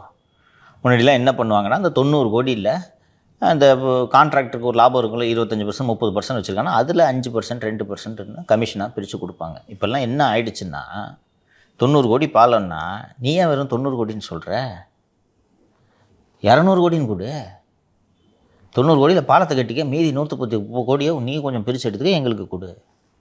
நம்ம ஏற்கனவே இந்த பெரவலூர் காவல் நிலையத்துக்கு என்னாச்சுன்றதெல்லாம் சொன்ன ஞாபகம் இருக்கா? டிபிஆர் உங்களுக்கு பட்ஜெட்டில் அறிவிப்பு 5 கோடி ஒரு போலீஸ் ஸ்டேஷன் கட்டுறதுக்கு. அது எப்படிப்பா 15 கோடி ஆகும் 2 மாதத்தில்? அதோட நீட்சி தான் இந்த பாலம். ஸோ அப்பட்டமாக கொள்ள, வெளிப்படையாக கொள்ள, அந்த சிஎம்டிஎல் அடிக்கிற கொள்ளையே நம்ம ஏற்கனவே இந்த டீட்டெயில்டு ப்ராஜெக்ட் ரிப்போர்ட் கன்சல்டன்ட் ஒருத்தரை போட்டு கவர்மெண்ட்டு ஒரு அமௌண்ட்டு சொல்லுது, கன்சல்டன்ட்டு 3 மடங்கு சொல்கிறான். இவங்க 3 மடங்குக்கு ஃபண்டு சேங்ஷன் பண்ணி எக்ஸிக்யூட்டிவ் பண்ணுறாங்கன்னா எப்படி எல்லாம் கொள்ளையடிக்கிறார்கள். 2 நாட்களுக்கு முன்பு எங்கோ பேசும்போது திரு பழனிசாமி அவர்கள் சொன்னார், இந்த அத்தனை குற்றங்களுக்கும் நீங்கள் பதில் சொல்ல வேண்டும். இந்த ஊழல் எல்லாத்துக்கும் அதிமுக ஆட்சி வந்த உடனே விசாரணைக்கு உத்தரவிடுவேன் என்று சொல்லியிருக்கிறார். அது நடக்க வேண்டும், நடக்கணும் என்று நான் நம்புகிறோம். என்ன இப்படி கொள்ளடிச்சா என்னையா அர்த்தம்? வெளிப்படையாக அது கொள்ளைன்னு தெரியும்ப்பா. என்ன என்ஹெச்ஏ ப்ராஜெக்டை விட பிரமாதமான தரத்தில் கட்டிடுவீங்களா? என்ன தங்கத்தில் கட்டிங்களா பிரிட்ஜு? அதான் சார் எனக்கு தெரியல, தங்கத்தில் போடுவாங்க. 1 கிலோமீட்டருக்கு 200 கோடி ரூபாய் சார். 100 கோடியில் நகாய் கட்டுது. எப்படான்னு கேட்டால் என்னென்னமோ கதை சொல்கிறாங்க. இந்த சாயில் டெஸ்டிங் இது அதுன்னு என்னென்னமோ புதிய உருட்டுகளோடு வருகிறார்கள். இது தெரிந்தே பண்ணுகிறது, இப்போ நடக்குது இது. ஸோ ஒரு 30-40 தொகுதியை வேலு எலெக்ஷனுக்கு பார்த்துக்கு வர சொல்லிட்டு சிஎம்ஓ ஒரு வேலு தான் வீட்டுக்கு உப்பு புளி மல்லி சாமான்லாம் வாங்கி போட்டுருக்கிறார். அதனால் முதல்வரும் இந்த கொள்ளையை நடக்கட்டும் என்று அனுமதிக்கிறார். சார் இந்த பணம் ஃபுல்லாக தேர்தலுக்காக தான். எப்படி சார் இவ்வளோ பணத்தை எடுத்து போகிறாங்க? தமிழ்நாடு முழுக்க எடுத்துகிட்டு போகிறதுக்கான எல்லா ஏற்பாடுகளையும் செய்து விட்டார்கள். கிட்டத்தட்ட 1 லட்சம் கோடிக்கு மேலே குடும்பம் மட்டும் சம்பாதிச்சிருக்கோம். பெரும் தொகை ஏற்கனவே சம்மந்தப்பட்ட மாவட்டங்களுக்கு சென்று விட்டது. மீதி இருக்கிறத லாஸ்ட் மினிட்ல கொண்டு போகிறான்னு சொல்கிறாங்க. அதுக்கு தானே டாமி இருக்குது. இப்போ இந்த ஒரு திரு ஐபி குறிவைத்து நடத்தப்பட்ட சோதனைகள் எல்லாம் இந்த மணி டிரான்சிட்டை கண்ட்ரோல் பண்ணுறது தான். இந்த வாட்டி ஒரு விஷயம் நான் சொல்லிடுறேன், அதோட எப்படி எடுத்துகிட்டு போகிறதுன்னு நீங்கள் கேட்டிங்களே, இதுக்கு தான் டிஜிபி நியமனத்தை இன்றைக்கி வரைக்கும் பண்ணாமல் எடுத்துக்கிட்டு இருக்காங்க. தெரியுதா? சீமா அகர்வாலோ, சந்தீப் ராய் ராத்தவரோ, ராஜீவ்குமாரோ டிஜிபியாக நியமிக்கப்பட்டால் ஸ்ட்ரிக்டாக மானிட்டர் பண்ணுவாங்க. உங்களுக்கு வேண்டியவர்களை போட்டிங்கன்னா வேறு யாராவது அடிஷ்னல் சார்ஜாக டிஜிபியை போட்டு, அருட்தந்தை தான் உண்மையான டிஜிபியாக இருப்பார், அவரே போட்டு அனுப்புவார், எடுத்துகிட்டு போய் கொடுத்துட்டு வாப்பான்னு. இந்த ஆட்சி வந்த பிறகு வேலு தொடர்புடைய இடங்களில் வருமான வரித்துறை சோதனை நடந்தது. வருமான வரித்துறை சோதனை நடக்கப் போகிறது, நாளை நடக்கப் போகிறது என்பது முன்னதாகவே வேலுவுக்கு தகவல் தெரிவிக்கப்பட்டு விட்டது. 2022 எண்டோ 23 தொடக்கமானு தெரியல, எனக்கு 23 இருக்கும்னு நினைக்கிறேன். வேலுவோட பணம் எங்கே வச்சுருந்தாங்க தெரியுமா? எங்கே சார்? ஊனமாஞ்சேரியில் இருக்க தமிழ்நாடு போலீஸ் ட்ரைனிங் அகாடமி உள்ளே வச்சுருந்தாங்க. அந்த தமிழ்நாடு போலீஸ் அகாடமியில் அப்போ எஸ்பியாக இருந்தது யார் தெரியுமா? பணத்தை கொண்டு போனது யாருன்றதையும் சொல்லிடுறேன். செல்வநாகரத்னம் எஸ்பி. எங்கேருந்து கொண்டு போனாங்கன்றதையும் சொல்கிறேன். கோட்டூர்புரத்துலேருந்து நீங்கள் வந்து இந்த பக்கம் போனால் கிண்டி, லெஃப்ட் ஹேண்ட் சைடு போனால் அடையாறு, அங்கே திரும்புகிற இடத்துல கார்னரில் அண்ணா யூனிவர்சிட்டிக்கு முன்னதாக ஒரு ஹைவேஸ் அலுவலகம் இருக்கும், அங்கேருந்து எடுத்துகிட்டு போனாங்க. இங்கேருந்து பணத்தை ப்ரைவேட்டு டேக்ஸை என்கேஜ் பண்ணி பணத்தை கொண்டு போய் போலீஸ் ட்ரைனிங் காலேஜ் உள்ள ஆஃபீஸர்ஸ் தங்குற இடத்துல வச்சது செல்வநாகரத்னம். அதற்கு பிறகு நான் மத்திய உளவுத்துறை அதிகாரிகிட்ட இந்த லட்சணத்தில் தான் நீங்கள் பண்ணுறீங்கன்னு சொன்ன உடனே இவர்களுக்கு தகவல் கொடுத்த அந்த ஐஆர்எஸ் அதிகாரி இங்கேருந்து மாற்றப்பட்டார். வேறு என்ன பண்ண முடியும்? மற்ற இடத்துல போய் சோதனை பண்ணால் நான் இத்தனைக்கும் சொல்லிட்டேன் சார், போலீஸ் ட்ரைனிங் காலேஜ் உள்ளே இந்த இடத்துல இருக்குது சார் பணன்றதை சொல்லிட்டேன். இங்கே இருக்குது சார், போய் செக் பண்ணிவிட்டு அங்கே ஏற்கனவே அங்கே பணியாற்றிய அதிகாரிகள்கிட்ட கேட்கும்போது இங்கே தான் இருக்கும் பணம், வேறு எங்கேயும் அங்கெல்லாம் மீதி இல்லைன்னு ட்ரைனிங் கார்டெட்ஸ் இருப்பாங்க, அங்கெல்லாம் கொண்டு போக முடியாது, இந்த இடம் ஆஃபீஸர்ஸ் தங்குற இடம், இந்த இடத்துக்கு யாரும் போக மாட்டாங்க அப்படின்னா இங்கே இருக்குது, செல்வநாகரத்னம் கொண்டு போனார்ன்றது வரைக்கும் நான் சொன்னேன். வருமான வரித்துறை அதிகாரிகள்கிட்டே சொன்னேன். ஏன்னா அவங்க அதை உடச்சிட்டு உள்ளே போகணுன்ட்டு அவர்கள் அதற்கான முயற்சி எடுக்கவில்லை. அப்போ ஏற்கனவே இந்த மாதிரி பதுக்கியிருக்கீங்கல்ல. அப்போது செல்வநாகரத்தினத்துக்கு உயர் அதிகாரியாக இருந்தது அருட்தந்தை. இப்போது அவர்கிட்ட சட்டம் ஒழுங்கு வந்துருச்சுன்னா கொண்டு போகலாமா? உச்ச நீதிமன்றம் வேலை மெனகிட்டு டிஜிபி இப்படி தான்ப்பா அப்பாயிண்ட் பண்ணணும்னு ஒரு சட்ட விதிமுறைகளை ஏற்படுத்தியிருக்கு. நீங்கள் உங்கள் இஷ்டத்துக்கு நீ என்ன சொல்கிறது, நான் பண்ண மாட்டேன்ட்டு இருக்கிறாங்கன்னா என்ன காரணமாக இருக்கும்னு நினைக்கிறேன்? நீ சீமா அகர்வால் வந்தாங்கன்னா டிபார்ட்மெண்ட்டு போலீஸ் டிபார்ட்மெண்ட் மாதிரி இருக்கும், கூலிப்படம் மாதிரி இருக்காதுல்ல. இந்த வேலையை செய்வாங்களா அவங்க? அதுக்கு தான் இது. இது வரைக்கும் இருந்த அரசுகளை விட திமுக அரசு வந்து டபுள் மடங்கு கடன் வாங்கியிருக்கு அப்படின்னு சொல்லிட்டு. ஸோ இந்த கடன்லாம் எதுக்கு வாங்குறாங்கன்னா இந்த மாதிரி கட்டுமான வேலைகளை செய்கிறதுக்கு இல்லையா? இவங்க போய் இந்த உலக வங்கியில் கடன் வாங்கிட்டு வராங்கல்ல சார், அப்படி வாங்கிட்டு வரும்போதே நாங்கள் தனியார் மயப்படுத்துகிறோம் அப்படின்னு கையெழுத்து போட்டால் தான் சார் கடனே தராங்க. அது கண்டிஷன். ஆமாம், அது வேர்ல்டு பேங்கோட கொஞ்சம் யோசிச்சு பாருங்கள். உலக வங்கி, ஆசிய வளர்ச்சி வங்கி, ஜிகா வங்கி, இது போல் பல்வேறு நாடுகள் குறைந்த வட்டியில் உங்களுக்கு எதற்கு கடன் கொடுக்க வேண்டும்? உங்கள்கிட்ட பணம் இல்லாமல் தான் கடன் வாங்குறீங்க, அவன் எதுக்கு கொடுக்கணும்? அவங்க ஏன் சார் தனியார் மயம் ஆக்குறத வந்து இந்த மாதிரி உறுதிப்படுத்துகிறாங்க? தனியார் மயம் ஆக்கப்பட்ட திட்டங்கள் தான் எஃபெக்டிவாக செயல்படும் என்பது உலக வங்கியோட நியதி. அது உலக வங்கி, ஆசியன் டெவலப்மெண்ட் வங்கி, அவர்கள் கம்யூனிசத்தை வளர்ப்பதற்காகவா வங்கி நடத்தி கொண்டிருக்கிறார்கள்? எதற்கு வங்கி நடத்துகிறாங்க? வட்டி கிடைக்கும். வட்டி கிடைக்கும், கார்ப்பரேட்டுகள் வளர வேண்டும். அப்போ தனியாருக்கு அது போனால் தானே உங்களுக்கு எக்கானமி டெவலப் ஆகும்ட்டு அவங்க நம்புகிறாங்க. அரசுக்கிட்ட இருந்துச்சுன்னா நீங்கள் செங்கொடி சங்கம் வச்சு எனக்கு கூலி உயர்த்தி கொடுன்னு போராட்டம் பண்ணுவீங்க. ப்ரைவேட்டில் ராம்கியில் பண்ண முடியுமா? அப்போ ராம்கி மாதிரி 4 தனியார் நிறுவனம் வளருவதற்காக தான் அந்த வங்கிகள் நடத்தப்படுவதே இல்லையா? இப்படி பல பேரோட நிதி சேர்ந்து தானே அந்த வங்கியிலேருந்து வருது. அப்போ அவர்கள் யாருடைய நலனை பார்ப்பார்கள்? செங்கொடி சங்க தலைவர் பாரதியோட நலனையா? கார்ப்பரேட்டுகள் நலனை பார்ப்பார்கள். அதனால தான் இந்த நிபந்தனை. கேட்டால் சொல்லுவாங்க, அப்போ தனியார் படுத்த மாட்டேன் அப்படின்னு சொன்னால் நீ ஏன்ட்ட கடன் வாங்கது போ. நானா உனக்கு வந்து கடன் கேட்க சொன்னேன்? நான் கடன் தர்றேன், என்னோட கண்டிஷன் இதுதான். போய் பேங்க்கில் ஹவுசிங் லோன் வாங்குறீங்களா? கண்டிஷன் சொல்கிறானா? அவன் சொல்கிற கண்டிஷனுக்கு கேட்க மாட்டேன்னு சொன்னான்னா லோன் கிடையாது, அவ்வளோதான். ஸோ இந்த பக்கம் நாங்கள் பணி நிரந்தரம் பண்ணுறோம் அப்படின்னு சொல்லிட்டு உறுதிமொழி அளிக்கிறார்ல முதல்வர், அந்த பக்கம் நாங்கள் தனியார் மயமாக்குறோன்னு சொல்லிட்டு சைன் பண்ணி தான் இவங்க கடன் வாங்குறாங்க. அந்த அக்ரிமெண்ட் இல்லைன்னா லோனே கிடையாதுமா. கேரளா அரசு என்ன பண்ணுறாங்களாம், கிஃப் அப்படின்னு சொல்லிட்டு ஒரு தனியாக அவங்களுக்குன்னு ஒரு வங்கி வச்சுக்கிட்டு அதில் கேரளாவில் வெளிநாடுகள்லாம் இருக்காங்க இல்லையா, அவங்க பணம் கொடுக்குறாங்க. அதை வச்சு இந்த கட்டுமான வேலைகளெல்லாம் பார்க்குறாங்க சார், பண்ணுறாங்க. நீங்கள் அது மாதிரி பண்ணுங்கள், உங்களை யார் வேணான்றது. நீங்கள் தான் அயலக நீன்னு வச்சுருக்கீங்க, அதில் இந்த மாதிரி நிதி வசூல் பண்ணுற வேலையை பார்க்கலான்னா போதை மருந்து கடத்துறீங்க. போதை மருந்து கடத்துறதுக்குன்னே இருக்கக்கூடிய ஒரு அயலக அணி திமுக அயலக அணி தான். காசாக டெவலப் ஆன மாநிலம்னா கேரளாவோட தமிழ்நாடு வந்து நல்ல டெவலப் ஆன மாநிலம். ஸோ நம்மளால் இன்னும் அதை எஃபெக்டிவாக பண்ண முடியும்னு சொல்கிறாங்க. உங்கள் நோக்கம் சரியாக இருக்கணும்ல. உங்கள் நோக்கம் நல்லாட்சி பண்ணி மக்களுக்கு நன்மை செய்வதா, கொள்ளையடிப்பதா? மக்களுக்கு நன்மை செய்கிறதுனா எதுக்கு இந்த ஒரு அவசியம் இல்லாத ஒரு பிரிட்ஜை கட்டி இவ்வளோ ரூபா கொள்ளையடிக்கிறீங்க? உலக வங்கியில் கடன் வாங்கினா தான் நீங்கள் இந்த மாதிரி கொள்ளையடிக்க முடியும். அதுக்கு தான் நீங்கள் கடன் வாங்குறது. இந்த உண்மையான மக்கள் நலனா அவங்களுக்கு? இப்போ ராம்கி நிறுவனம் பற்றி பேசியதன் காரணமாக இப்போது அது தொடர்பான செய்திகளையே பார்த்து விடுவோம். தேன்மொழி ரிப்பன் பில்டிங் வாசல் நடந்தாங்களாப்பா? கேள்வி விசாரிச்சதை நடக்கணும்னு கஷ்டப்பட்டு இருந்தாங்களே காய்கறி வியாபாரி, தெரில நடந்தாங்களா இல்லையான்ட்டு. 2000 நான் ஏற்கனவே நமது நிகழ்ச்சியில் தான் நான் முதல் முறையாக சொன்னேன். நான் அந்த தேன்மொழி சேகர்பாபுவோட பினாமி என்று சொன்னேன், உங்களுக்கு நினைவு இருக்கும்.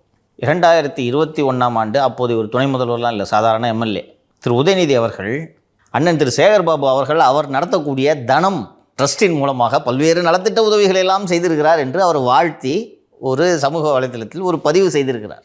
அந்த தனம் அறக்கட்டளை சார்பாகத்தானே இன்றைக்கி பொதுநல வழக்கு போட்டது. பிளாட்ஃபாரத்தில் நடக்க முடியல சார், ரொம்ப கஷ்டமாக இருக்குது என்று வழக்கு போட்டது. எப்படியெல்லாம் மக்களை ஏமாற்றுகிறார்கள் என்பதை இவர்கள் புரிந்து கொள்ள வேண்டும்.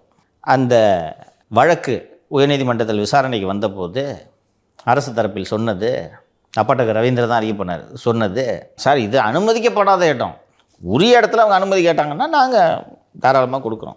இந்த போராட்டம் நடத்திய தூய்மை பணியாளர்கள் அப்புறப்படுத்தப்பட்ட உடனேயே நாங்கள் இது ராஜரத்னம் ஸ்டேடியம் இல்லைன்னா இன்னொரு இடம், இந்த 2 இடங்களில் நாங்கள் போராட்டம் நடத்த அனுமதி வேண்டும்னு அப்போ அன்றைக்கே லெட்டர் கொடுத்துட்டாங்க. இன்றைக்கி வரைக்கும் போலீஸ் அனுமதி கொடுக்கல. இப்போ இதற்கு எதிராக இவர்கள் நீதிமன்றத்தை நாட இருக்கிறார்கள். தொழிலாளிகள் அவர்கள் நாங்கள் போராட்டம் தான் செய்வோம், எங்களுக்கு எங்களுடைய வேலை வேண்டும், நாங்கள் தனியார் நிறுவனத்திற்கு செல்ல மாட்டோம் என்று உறுதியாக நிற்கிறார்கள். ஒரு திருமாவளவன் சொல்லியிருக்கார் பார்த்தீங்களா, பணி நிரந்தரம்ன்ற கோரிக்கையே தவறானது. பணி நிரந்தரம் என்பது மீண்டும் மீண்டும் அவர்களை அந்த வேலையை செய்வதற்கு தூண்டக்கூடிய ஒரு கோரிக்கை. பணி நிரந்தரம் கோரக்கூடாது என்று திருமாவளவன் சொல்லி, அது கரெக்டாப்பா அவர் கேட்க சொல்கிறது? சார் ஒரு மேலோட்டமாக பார்த்தோம்னா சரின்ற மாதிரி நமக்கு படும். அவங்க சோத்துக்கே வழி இல்லாமல் இருக்காங்க. இப்போ வந்துட்டு பணி நிரந்தரம் பண்ணக்கூடாதுன்னு எப்படி சார்? அது நான் அது வந்து எனக்கு வந்து அதில் உடன்பாடு இல்லை சார். ஏன் உடன்பாடு இல்லை சார்? அவங்க சோத்துக்கே வழி இல்லை. இன்னைக்கு வந்து சொல்கிறது கரெக்டு தானேப்பா. ஏன்ப்பா அவனை போய் திருப்பி அந்த வேலையை செய்யுன்னு சொல்லிட்டு இது பண்ணுறது பணி நிரந்தரமானா அவன் திருப்பி அங்கேயே தான் அதே வேலையை தான் செய்வான். சரி, இதை சொல்கிறாரு சார். இன்ன வரைக்கும் அவங்க போராட்டம் பண்ணிட்டு இருக்கா. அவங்க மகனுங்கள் வந்து கஷ்டப்படுறப்ப போய் கல்வி உதவி பண்ணாரா இல்லை வேறு எதுவும் பண்ணாரா சார்? அது ஒரு புறம் இருக்கட்டும். சரி, உனக்கு பணி நிரந்தரம் இல்லை போன்னு சொல்லிட்டாங்க. அவங்கெல்லாம் கலெக்டர் ஆஃபீஸில் தாசில்தார் வேலைக்கு போவாங்களா? சரி, அந்த திருமாவளவன் ட்வீட் அனுப்பிச்சேன், அது போய் எடுத்து அது 14 ஆகஸ்ட். ஆமாம் சார். கரெக்டாக அந்த தூய்மை பணியாளர்கள் அப்புறப்படுத்தப்பட்ட அன்றைக்கு போட்ட பதிவு. அது என்ன பதிவு பண்ணியிருக்காரு சொல்லுங்கள்? அவங்கள வந்துட்டு பணி நிரந்தரம் பண்ணணும், அவங்கள விடுதலை பண்ணுங்க, நீங்கள் வந்து அது கண்டனத்துக்குரியது. நீங்கள் வந்து அவங்கள ஃபுல்லாக வந்து ரொம்ப தாக்குனது, காவல்துறையை வச்சு இப்படி நீங்கள் அத்துமீறல் பண்ணதெல்லாம் ரொம்ப இது கவலை அளிக்கிறது அப்படின்னு சொல்லிட்டு கண்டிச்சிருந்தார். அதுக்கு முன்னாடி என்ன சொல்லியிருந்தார்? இப்போ படிச்சியே பணி நிரந்தரம் பண்ணணும் சார். 2 நாள் கழிச்சு இப்போ என்ன ஞானோதயம்? அதுக்கு நடுவில் திரு சேகர் பாபுவை பார்த்துட்டாருன்னு சொல்கிறாங்க. வேற என்ன? சரி, இவங்கள பணி நிரந்தரம் பண்ணல, அனுப்பிச்சி விட்டோம், ரைட்டா? ராம்கி நிறுவனத்தில் இந்த வேலைக்கு பிராமணர்கள் செல்வார்களா? கவுண்டர்கள் செல்வார்களா? செட்டியார்கள் செல்வார்களா? முதலியார்கள் செல்வார்களா? முக்குளத்தூர் செல்வார்களா? தாழ்த்தப்பட்டவன் தான்ப்பா போவான். தாழ்த்தப்பட்டவன் தான் போவான். அவன் தான் படிக்காமல் இருக்கான். பெரிய விஞ்ஞானி இவர். அறிவு வேண்டாம். 20 வருஷமாக வேலை செய்கிறான். அந்த பெண்மணி சொல்கிறாங்க, எனக்கு 50 வயசு ஆகுதுப்பா, 20 வருஷமாக நான் குப்பை வாரிட்டு இருக்கேன்ப்பா கார்பரேஷனுக்கு. இப்போ நான் போய் கம்மி சம்பளத்தில் போய் ராம்கே நிறுவனத்தில் போய் நான் வேலை செய்யணும்ப்பா என்று அவர்கள் கேட்கிறார்கள். அந்த அம்மாவை பணி நிரந்தரம் பண்ணாமல் அந்த அம்மா சோத்துக்கு என்னையா பண்ணோம்? என்னையா பேச்சு இது? உண்மையிலே திருமாவளவனுக்கு அறிவு இருக்கா இல்லையான்னு சந்தேகம் வந்துருச்சுப்பா எனக்கு. இப்படியா நிலை தடுமாறுவது? அங்கே உட்காந்துருந்த நீ வந்தல்ல, கார்பரேஷன் வந்தல்ல, அந்த பார்த்தல்ல, அந்த பெண்கள் எல்லாம் பார்த்தல்ல, அவங்களுக்கு பணி நிரந்தரம் கிடையாதுன்னு சொன்னால் அவங்க எந்த வேலைக்கு பார்ப்பாங்க சொல்லுப்பா? திருமாவளவன் அளவுக்கு நீ படிக்கல, உலக அனுபவம் உனக்கு கிடையாது. நீ உனக்கு தெரிஞ்ச அறிவை வச்சு சொல்லு.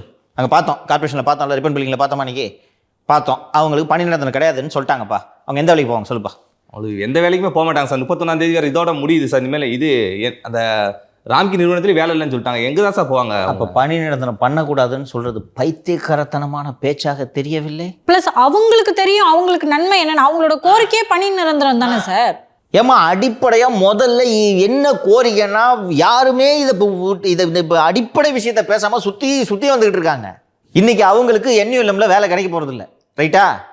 நான் 24,000 வாங்கிட்டு இருந்தேன், நான் இங்கே 16,000 வாங்குறேன். எனக்கு இந்த ஷார்ட்டேஜை சரி பண்ணி கொடுங்க, இந்த 8,000 ரூபாய்க்கு வழி பண்ணி கொடுங்கடான்னு கேட்குறான். யாராவது ராம்கே நிறுவனத்திற்கு அழுத்தம் கொடுத்து கூட அவனுக்கு ஒரு அந்த ESI PFோட சேர்த்து கையில் அவனுக்கு இந்த 8,000 ரூபாய் அங்கே வாங்கின 24,000 ரூபாய் இங்கே வாங்குறதுக்கு ஒரு வழி பண்ணிங்கன்னா ஓரளவுக்கு திருப்தியாக இருக்கும் அந்த ஜனம். யாராவது பேசுனீங்களா? அதை ஒருத்தர் என்னடான்னா தனியார்மையுமே கூடாது அப்படின்றாங்க. அதே அக்ரிமெண்ட் போட்டு 250 கோடி அட்வான்ஸை வாங்கிட்டார் அண்ணன் நேரு. இனிமேல் எப்படி அந்த அக்ரிமெண்ட்டை ரத்து பண்ணுவீங்க? 3000 பேர் இந்த 2 ஜோனுக்கு 3000 பேர் பெருக்கிறதுக்கு இந்த தூய்மை பணியை செய்கிறதுக்கு வேணும், கரெக்டாக? அந்த 3000 பேர் இருக்காங்கன்னு சொல்லிட்டு தானே நீங்கள் சைன் பண்ணீங்க ராம்கே நிறுவனத்தோட. அப்படி அதனால தானே டெண்டர் கொடுத்தீங்க. ராம்கே நிறுவனம் மட்டும் இதில் பங்கெடுத்துருக்க மாட்டாங்கல்ல, அர்பேசர்னு இன்னொரு நிறுவனம் ஏதோ ஒன்று இதில் பங்கெடுத்துருக்கிறது, ரைட்டா? அவனும் வருவான், இவனும் வருவான். இவனை தேர்ந்தெடுத்ததுக்கு காரணம் எனக்கு 3000 பேர் இங்கே தூய்மை பணி செய்கிறதுக்கு என்கிட்ட ஆள் இருக்காங்கன்றதுக்காக தான், இல்லையா? அந்த 3000 பேர் அவங்ககிட்ட இல்லாதப்ப அவன் கான்ட்ராக்டை டெர்மினேட் பண்ண வேண்டியது தானே? ஏன்பா என்னப்பா 3000 பேர் இருக்காங்கன்னு சொல்லிட்டு நீ டெண்டரில் போட்டிருக்க, இன்றைக்கி என்ன ஏன் ஆள் கேட்குற நீ? அப்போ இவங்க நம்பி தான் நீ டெண்டர் எடுத்தியா? அப்போ நீ ஃப்ராடு தானே பண்ணியிருக்க, உனக்கு கிடையாது போ. அது மட்டும் இல்லை சார், 90% மனித உழைப்பு தான் அதில். ஸோ நீங்கள் எதுக்கு ராம்கி கிட்ட கொடுக்குறீங்க? ஏதோ ஒரு தனியார் நிறுவனத்துக்கிட்ட ஏன் கொடுக்குறீங்க? இப்போ NULM அப்படிங்கிறதே பெரிய பிஸ்னஸ்மா, அந்த சாலிட் வேஸ்ட் மேனேஜ்மெண்ட். NULM அப்படின்றதே சார் இந்த துப்புரவு பணியாளர்கள் இருக்காங்கல்ல, அவங்கள தொழில் முனைவோராக்கும் திட்டம் தானா, அதுக்கு கீழே தான் இவங்களுக்கு வேலை கொடுத்துருக்காங்க.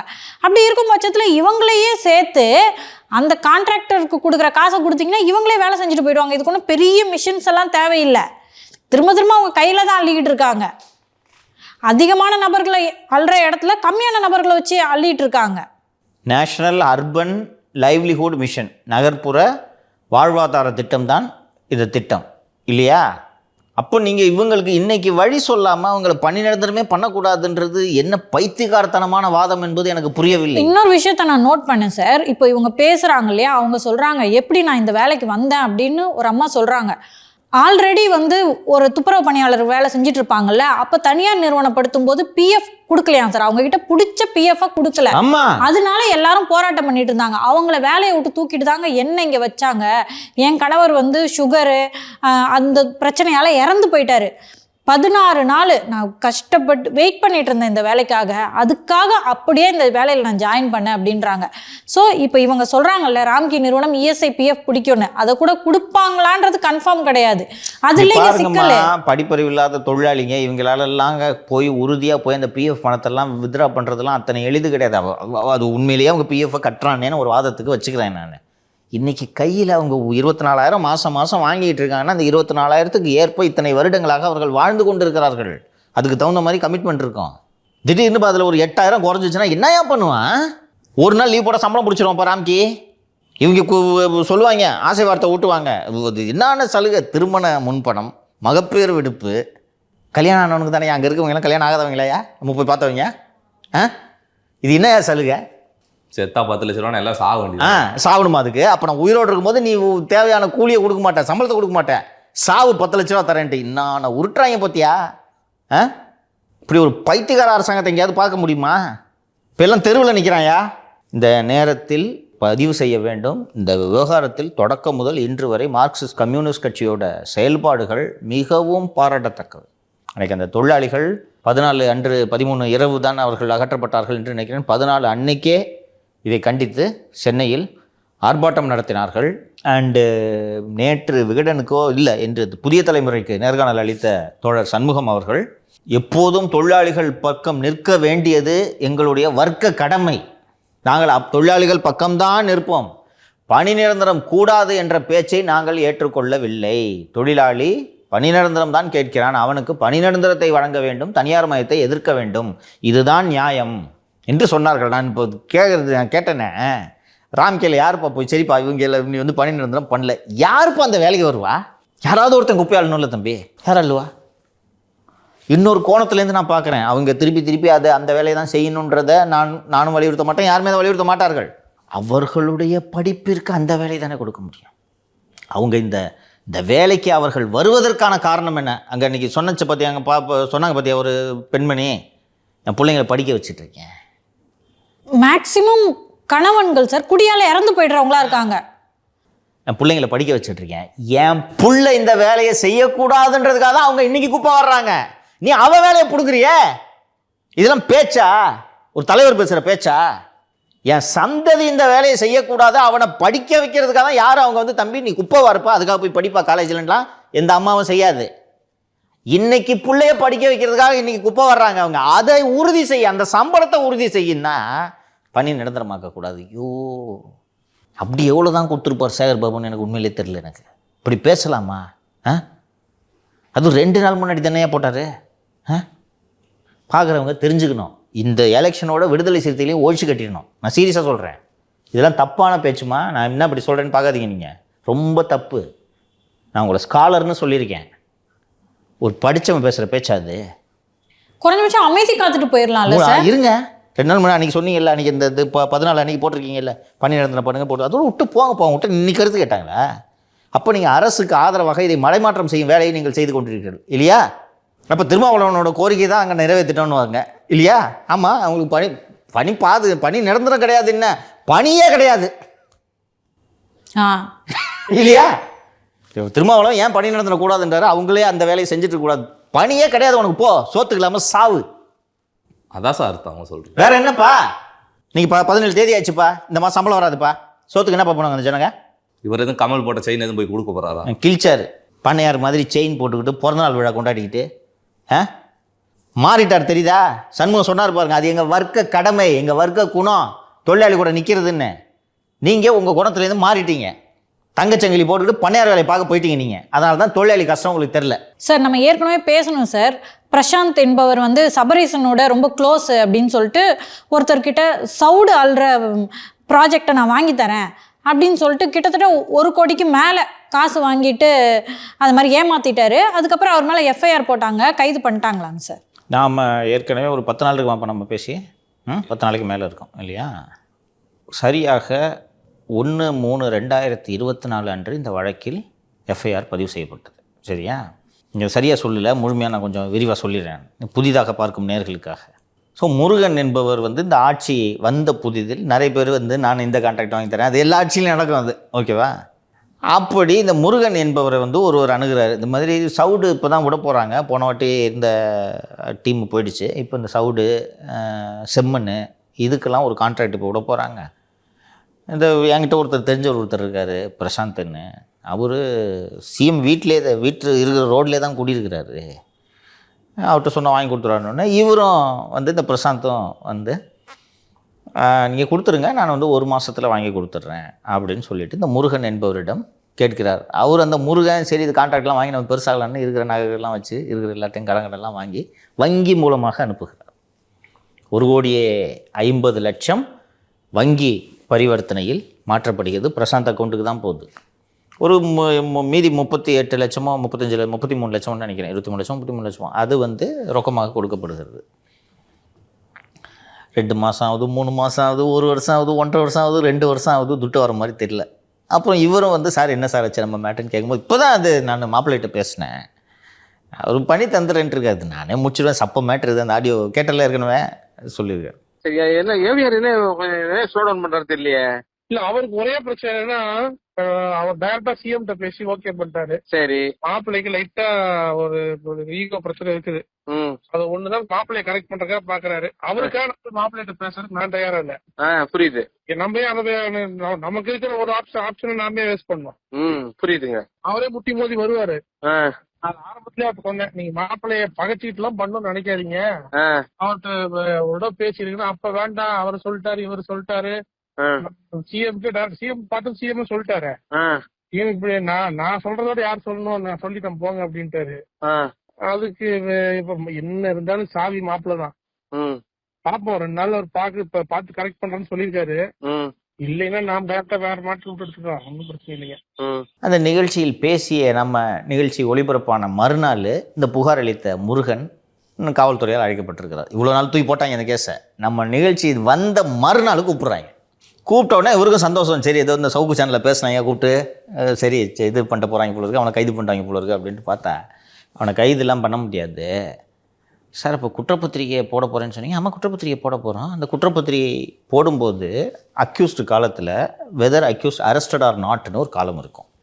இப்போது என் மேலே சார்ஜ் ஷீட் போடும்போது அரெஸ்டட் ரிலீஸ்ட் ஆன் பெயில்னு இருக்கும், ஓகேவா? கைது பண்ணலன்னா ஏன் கைது பண்ணுறது காரணம் போடணும். இதில் என்ன காரணம் போட முடியும்? ஆள் கிடைக்கல, அதை தான் போட போகிறாங்க. சிஎம் வீட்டுக்கு பக்கத்து தெருவிலே குடியிருக்கிறவன் ஆள் கிடைக்கலையா உங்களுக்கு? சிஎம் கூட டீ குடிக்கிறவரே ஆள் கிடைக்கல. ஆமாம், நீங்கள் சொல்கிறது லாஜிக்கலாக இருக்குது, கரெக்டு. இப்போது தலைமறைவு குற்றவாளி என்று இந்த பிரசாந்தை போட்டு குற்றப்பத்திரிகை தாக்கல் செய்வதாக இருக்கிறார்கள் என்று நமக்கு தகவல் வந்திருக்கிறது. யோசிச்சு பார்த்தீங்கன்னா ஒருத்தன் சிஎம் ஃபேமிலி சிஎம்மோட மருமகன் பேரை சொல்லி ஏமாற்றிட்டு அதே தெருவில் குடியிருக்கான். எப்படா ஏமாத்துறான்னு கேட்டால் அன்னி கூடயும் சபரீசன் கூடயும் எடுத்த ஃபோட்டோவை வச்சு தான் எல்லோரும் ஏமாத்துறேன். இதோ பாருங்க நேற்று கூட போயிட்டு வந்தேன் நான் அப்படின்னு இருக்கிறான். நீங்கள் அவனை கூட கைது பண்ணாமல் அமைதியாக இருந்தீங்கன்னா ஏற்கனவே நான் சொன்ன குற்றச்சாட்டு உறுதியாகிறதா? ஆமாம், என்ன சொல்லியிருந்தோன்னா அவர் வந்து உன்னை கைது பண்ணக்கூடாதுன்னா நீ வந்து ஃபர்ஸ்ட் ஃபேமிலியோட வீட்டில் என்னெல்லாம் நடக்குது அப்படின்ற தகவல்களை எங்களுக்கு கொடுக்கணும். குடும்பமே அந்த தெருவு பூரா விலைக்கு வாங்கிட்டாங்க. அதே தெருவில் இந்த எண்டில் சிஎம் வீடு, அந்த பக்கம் சபரீசன் வீடு. இவர் சபரீசன் வீட்டுக்குலாம் அடிக்கடி சென்று வரக்கூடிய நபர். ஸோ சபரீசன் வீட்டுக்கு யார் வர்றா என்ன பேசுகிறாங்க, சிஎம் வீட்டுக்கு யார் வர்றா என்ன பேசுகிறாங்கன்ற இந்த விபரத்தை ஐஸ்கிரீம் அதிகாரிக்கு சொல்வதற்காக இவர் கைது செய்யப்படாமல் வைக்கப்பட்டிருக்கிறார். இப்படி உலகத்தில் எங்கேயாவது நடக்குமா? இதை வெளிப்படையாக சொல்லி இந்த ஆடியோவெல்லாம் போட்டு இதெல்லாம் பண்ணின பிறகு இவனை ஏன் அரெஸ்ட் பண்ணாமல் இருக்காங்க? யூடியூப்பில் பேசுனதுக்கெல்லாம் விரட்டி அரெஸ்ட் பண்ணுறாங்க. 14 கேஸை போட்டு வச்சுக்கிட்டு ஐஸ்கிரீம் அதிகாரி எப்படி கைது செய்வதற்கு துடித்து கொண்டு இருக்கிறார். அது 1 மாதத்துக்கு முன்னாடி. இப்போ எஃப்ஐஆர்கள் ஏறி இருக்கலாம். 14ன்றது 16 ஆயிருக்கலாம், 18 ஆயிருக்கலாம். அது நீ போட்டுன்னு போ, என்னப்போ இத்தனை கேஸ் போடுவேன். அப்போ எந்த லட்சணத்தில் இது இருக்கிறது தெரியுதா?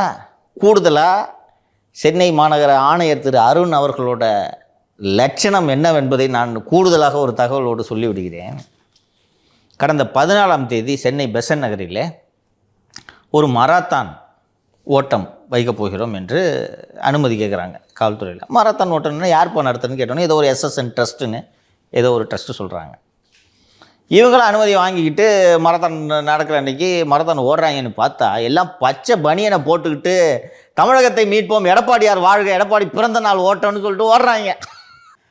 ஐயோ என்னடா எடப்பாடி வாழ்கன்ட்டு ஓடுறான், பெசன்ட் நகர் பீச்சில் ஓடுறான். ஐயோ என்னடா ஆச்சு அப்படின்னு சொல்லிட்டு கேட்டா, இல்லை சார் ஏதோ ஒரு ட்ரஸ்ட்னாங்க சார். என்னடே எந்த ட்ரஸ்ட்னு விசாரிக்க முடியாது சார், காசு கொடுத்துட்டேன் பர்மிஷனு. இதான் நடந்திருக்கு. நியூஸ்லாம் ஓடுறது எல்லாம் பார்த்தா எடப்பாடியார் வாழ்கன்னு சொல்லிட்டு ஓடுறாங்க பிறந்தநாள். இப்போது அனுமதி இல்லாமல் ஓடினாங்களா இல்லை அனுமதியை மீறி ஓடினாங்கன்ட்டு இப்போ வழக்கு பதிவு பண்ணியிருக்காங்க நிகழ்ச்சி அமைப்பாளர்கள் மேலே. இதுதான் அருணோட லட்சணம். அப்போ அதான் முதல்வரை கண்காணிக்கிறது. இது என்ன வேலை பண்ணிகிட்ருக்காரு? ஒருத்தன் தேடப்படும் குற்றவாளி சிஎம் வீட்டுக்கு போகிறானே, அதை கண்காணிக்கிறதுக்கு துப்பு இல்லாமல் சிஎம்மை கண்காணிச்சுக்கிட்டு இருந்தானே நீ எப்படி உன் வேலையை பார்ப்ப? இதுதான் அவர்களுடைய லட்சணம். இதை புரிந்து கொள்ள வேண்டும். இந்த நம்ம பேசுகிற இந்த தருணம் வரைக்கும் அந்த பிரசாந்த் கைது செய்யப்படவில்லை. சிஎம் வீட்டிலே குடியிருந்துக்கிட்டு இது போல் எத்தனை பேரை ஏமாற்றி பணம் வாங்கினார் என்பதும் தெரியவில்லை. கள்ளக்குறிச்சி மாவட்டம் சின்னச்சேலம் பக்கத்தில் நாட்டார்மங்கலம் அப்படின்ற ஒரு இடத்துல வந்துட்டு இந்த சாமிக்கு வந்து படையல் வச்சுருப்பாங்க. அதில் ஏதோ கல் இறக்கியிருப்பாங்க போல சார். அதுக்கு காவல்துறை வந்து ரொம்ப மோசமாக நடந்துக்கிட்டதுக்கு அது பெண்களை வந்துட்டு ஆண் காவலர்கள் பிடிச்சி இழுத்த மாதிரிலாம் வீடியோ வந்துச்சு. அது என்ன சார்? அது முக்கியமாக அதை நான் பேசணுன்றதுக்காக தான் நான் சொன்னேன். இந்த கல் படைக்கிறாங்க, ஓகேவா? இந்த சாராயம் இதெல்லாம் படைக்கிறது வழக்கம் இருக்கும். அங்கே அந்த பனையேரிகளோட சாமி போல இருக்குது. அந்த சாமிக்கு படையல் போடுறாங்க. படையல் போடும்போது அதில் கல் வைப்பாங்க. அதில் கல்லை கொண்டு வந்து அந்த சாமிக்கு படைக்கிறதுக்காக வர்றாங்க. இதை தெரிஞ்சுக்கிட்டு அந்த பெண்கள் அந்த இன்ஸ்பெக்டர் என்ன பாடுபடுத்தினார் பார்த்தியா? பிடிச்சி இழுத்து, அதுவும் இத்தனைக்கும் அது வியாபாரம் கிடையாது இல்லையா? பாட்டிலில் வச்சுக்கிட்டு தூக்கி போட்டு போவாங்க, இல்லைன்னா யாராவது எடுத்து அதில் குடிச்சிட்டு போவாங்க, அவ்வளோதான். இவ்வளோ ஒரு பாட்டில் இல்லையா? அது எப்படி வன்முறையை கையாண்டு அந்த காவல்துறை ஆய்வாளர் நடந்து கொண்டார் பார்த்தீர்களா? ஊரை கூட்டி மரம் ஏறி கல் இறக்க போகிறோன்ட்டு அதிபர் சொல்லிட்டு செஞ்சாரா?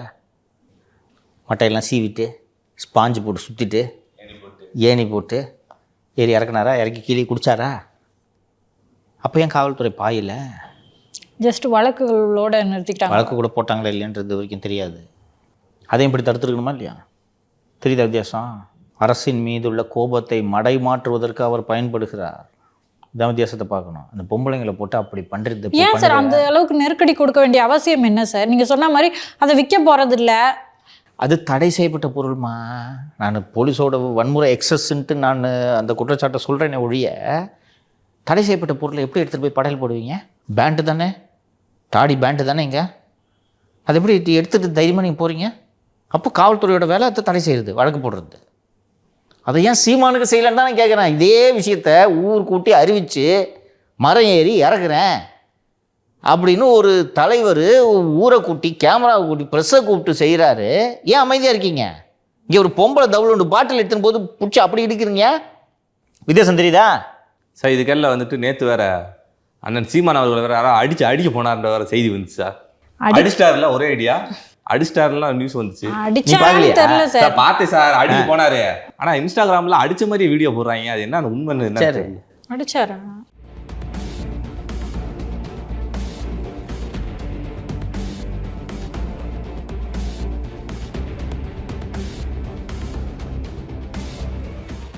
எதுக்கு அடிச்சாரு? அப்படி என்ன நடந்துச்சாங்க? அவங்க தரப்பில் இருக்க யூடியூப்ஸ்லலாம் என்ன சொல்கிறாங்கன்னா, ஏதோ சலசலப்பு, அண்ணன் கீழே வந்து பார்த்துட்டு திரும்ப மேலே போயிட்டாரு அப்படி தான் சொல்லிட்டு இருக்காங்க. கீழே பார்க்க போனது மாதிரியா தெரிஞ்சிச்சு? அது அண்ணன் வீரா போட ஏதோ அடிக்க போன மாதிரி தான் சார். என்னப்பாங்கன்னு கேட்டால் முடிஞ்சு போச்சு. இன்னொன்று நீங்களே போய் பார்க்கணுமா? பேசிக்கிட்டு இருக்கும்போது இஷ்டத்துக்கு உருட்டு அப்படின்றத வேறு மொழியில் அங்கே ஒருத்தன் சொல்லிட்டான். தமிழ் கிடையாது, வேற லாங்குவேஜ். ரொம்ப தூய தமிழ். ஆமாம், புரிஞ்சுக்கிட்டு அதுதான் கோவப்பட்டு இறங்கி அடிக்க போயிட்டார். ஏன்பா ஃபஸ்ட் இயரில் தானே இருக்கிற சொல்லு, இது ஒரு தலைவருக்கு அழகா? தப்பு சார், ரொம்ப தப்பு சார். அதுக்காக அவன் பாட்டுக்கு இப்படி பேசிட்டு போகிறான், எப்படி அமைதியாக இருக்க முடியும்? நாலு அப்பு அப்படின்னா தான் பேசாமல் இருப்பான். தலைவர் அப்பெல்லாம் பண்ணக்கூடாது சார். ஏன்? ஏற்கனவே சீமான் அவர்கள் மீது வந்துட்டு பல விமர்சனங்கள் இருக்குது. ஏற்கனவே வந்துட்டு தாவேக்கா தரப்புலேருந்து வேறு வச்சு அடிக்கிறாங்க. இப்படிலாம் பண்ணால் மொத்தமாக முடிச்சு விட்ருவாங்க சார். நீங்கள் சொல்லுங்கம்மா. இப்போ மு.க. ஸ்டாலின் அவர்கள் பேசிகிட்டு இருக்காரு. அந்த டைமில் வந்து கொடியை வேற கொடி காட்டுறாங்கன்னு வைங்களேன். அப்போ வந்து அதிகாரிகள் அதை கையில் எடுத்து கட்டுப்படுத்திடுறாங்க. ஆனால் அண்ணனுக்கு யார் பண்ணுவா? அதனால் அண்ணனே பண்ணுமா? அதான் அந்த யூடியூப்லாம் நடத்துகிறவங்கலாம் இருக்கிறாங்க, அங்கே கேமரா போட்டுக்கிட்டு இருக்கிறானுங்களே, போய் அவங்க பண்ண வேண்டியது தானே. ஒரு விஷயம் புரிஞ்சுக்குங்க, 100 பேர் அந்த மாதிரி கத்துவான் ஒரு கூட்டத்தில். இதுக்கெல்லாம் நீங்கள் இறங்குனீங்கன்னா கோமாளி ஆகிடுவீங்க. விஜயகாந்தை இதே வேலையாக பண்ணாங்க திமுக, ஞாபகம் இருக்கா? செய்தியாளர் ப்ரெஸ் மீட்டில் ஃபுல்லாக அப்படி பண்ணது. ப்ரெஸ் மீட் மட்டும் இல்லாமல் கூட்டத்திலே விஜயகாந்த் ஸ்டேஜில் பேசினே டே எவன்டா சத்தம் போடுறதே, ஞாபகம் இருக்கா? குடிச்சிட்டு பேசினாருன்னு சொல்லிட்டு செய்தி ஊடகத்தில் போட்டு லீடரு 100 பேர் கத்துவான். தலைவன் நிதானம் இழக்கக்கூடாது. நிதானம் இழப்பவன் தலைவனாக முடியாது. கருணாநிதி கூட்டத்தில், எம்ஜிஆர் கூட்டத்தில், ஜெயலலிதா கூட்டத்தில் எல்லாம் இது நடக்காதா? அவங்கெல்லாம் என்னைக்காவது இப்படி நடந்திருக்காங்களா? இறங்கியிருக்காங்களா? ஸ்டேஜ் விட்டு இறங்குவாங்களா? இத்தனைக்கும் விஜய் கூட்டத்தில் கூட சார் கடவுளே அஜித்தேன்லாம் கத்துனாங்க. விஜய் இறங்கி அடிக்க போகலாமா சொல்லுமா? அமைதி காத்துட்டு உடனே வேற பேச ஆரம்பிச்சிட்டாரு. போகலாமா விஜய் இறங்கி அடிக்க போனா? கெட்ட பேர் ஆகிடும் இருக்கு. இல்லைன்னா இவர் சொல்லியிருக்கேன், டேய் அவனை அப்ரூவப்படுத்துங்கடா அப்படின்னு கீழே இருக்கவங்க சொல்லியிருந்தா கூட முடிஞ்சிருக்கும். ரவுடியா நீ? நான் கேட்குறேன், தலைவனா ரவுடியா? இப்போ உங்ககிட்டலாம் நாடு சிக்கினா என்ன ஆகும்? மண் சிக்கினா என்ன ஆகும்? அதை ஏஐயில் போட்டதுக்கு என்னைய போட்டு அடிக்கிறீங்க சார். தம்பி என்ன பண்ணியிருக்கான், ஏஐயில் போயிட்டு அண்ணன் கையில் இந்த மண் எப்போ சிக்கும் அப்படி கேட்டிருக்கான். அந்த ஏஐ சொல்லியிருக்கா 1000 வருஷம் ஆனாலும் சிக்காது அப்படின்னு சொல்லிட்டு. சட்டையை பற்றியா? ஏன்னா கரிகாலன் எடுத்துட்டார் அந்த மண்ணு பூரா. அண்ணன் கையில் சிக்காது. அவரோட தன்மை அவ்வளோதான். அவரோட ஒளிநாடாக்கெல்லாம் ஏகப்பட்டது வந்துச்சு, கேட்டிருக்கீங்களா? எல்லாத்துலையும் எதுலையாவது பண்பாக பேசியிருக்கிறா? ஆஃப் ஸ்டேஜ் இருக்க பிஹேவியர் ஆன் ஸ்டேஜுக்கு வருது, அவ்வளோதான். சார் நிதானம் இழந்துட்டாரோ சீமான் அவர்கள்? இதில் இன்னுமா சந்தேகம் உனக்கு? இல்லை, அந்த மாதிரி வேணும்னே உசுப்பேத்தி விடுறாங்கன்னு எனக்கு தோணுது சார். உசுப்பேத்தினாலும் நீங்கள் அதுக்கு இதுக்காக கூடாதுமா. நீங்கள் லீடருமா. ஆயிரக்கணக்கானவர்களுக்கு வழிகாட்ட வேண்டிய இடத்தில் நீங்கள் இருக்கிறீர்கள். நீங்களே இப்படி இறங்கி பேசுனீங்கன்னா மேடையில் இஷ்டத்துக்கு கெட்டவார்த்தை பேசுகிறீங்க. கெட்டவார்த்தை பேசுகிறவனெல்லாம் உங்கள் கட்சியில் வச்சுருக்கீங்க, அதை வளர்க்குறீங்க. அதை கண்டிச்சாவது ஒரு அறிக்கை விட்டுருக்கணும். நீங்கள் நீக்கிறீங்க, நீக்காமல் போகிறீங்க, கண்டிச்சிருக்கணும்ல சார். அவரே அதை ரசிக்கிறார், அவரே இப்படி பேசக்கூடியவர். அதனால தான் அவருக்கு அது தப்பாகவே தெரில. இல்லைன்னா அந்த மாதிரி ஆட்களை எப்படி இப்போ கூட வச்சுக்கிட்டு இருப்ப நீ ஒரு மோசமான கேரக்டர் உள்ள ஒரு பையனா உன்னை கூப்பிட்டு ஷோவில் உட்கார வைப்பேன் நான் சொல்லு? இல்லை சார்.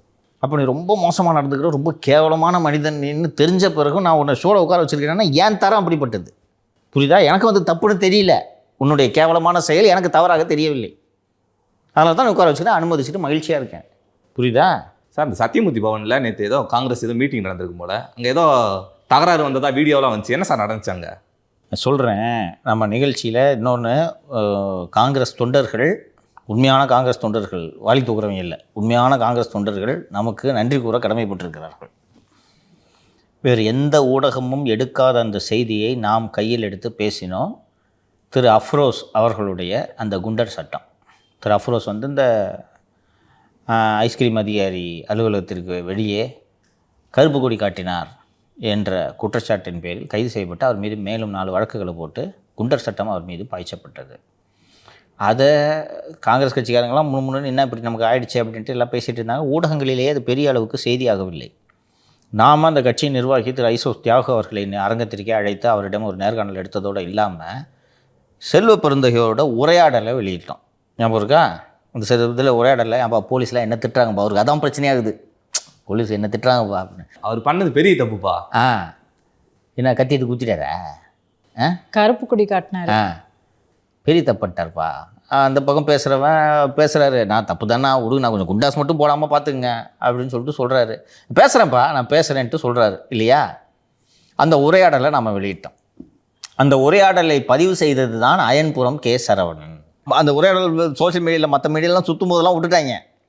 நம்ம சேனலில் அதை போட்ட உடனே 16/8/2025 அன்று காங்கிரஸ் கமிட்டியோட தமிழ்நாடு காங்கிரஸ் கமிட்டியின் அமைப்பு செயலாளர் ராமோகன் என்பவர் ஒரு அறிக்கை வெளியிட்டு அவரை மீது நடவடிக்கை எடுத்திருக்குது.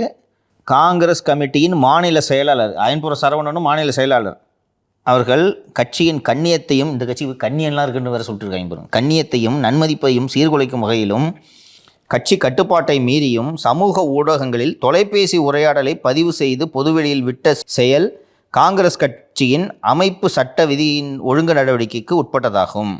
திரு சரவணன் அவர்களின் இத்தகைய கண்ணியமற்ற செயல் காங்கிரஸ் கட்சியின் ஒழுங்கு நடவடிக்கை விதி எண் சோன்சோ நன்மதிப்பை பொதுவெளியில் வேண்டுமென்றே சிறுமைப்படுத்தும் வகையில் ஈடுபடுவது, காங்கிரஸ் கமிட்டிக்கு எதிராக பிரச்சாரம் செய்வது அல்லது கட்சி நிர்வாகிகளுக்கு எதிராக செயல்படுவது உள்ளிட்ட ஒழுங்கு மீறிய செயல்களில் அடங்கும். எனவே திரு சரவணன் அவர்கள் ஒழுங்கு மீறிய நடவடிக்கையில் ஈடுபட்ட காரணத்தினால் அடிப்படை உறுப்பினர் உட்பட அனைத்து பதவிகளிலிருந்தும் தற்காலிகமாக நீக்கப்படுகிறார். இனி மற்ற காங்கிரஸ்காரங்களும் இது மேலே தனிப்பட்ட காழ்ப்புணர்ச்சி காரணமாக தலைவர்கள் மற்றும் நிர்வாகிகளின் நற்பெயருக்கு களங்கம் விளைவிக்கும் வகையில் பேசுனீங்கன்னா கடும் நடவடிக்கை எடுக்கப்படுவோம் அப்படின்ட்டு பேசியிருக்காரு. இந்த சரவணன் அந்த சத்தியமூர்த்தி பவனில் நடந்த கூட்டத்துக்கு போயிட்டு அஃப்ரோஸ்க்காக நான் பேசுனது தப்பா, இது எதுக்கு நடவடிக்கை எடுத்தீங்க என்று சொன்னோன்னே ப்ரெஸ் மீட்டை கேன்சல் பண்ணிட்டு செல்வப்பிரதி கிளம்பி போயிட்டார்.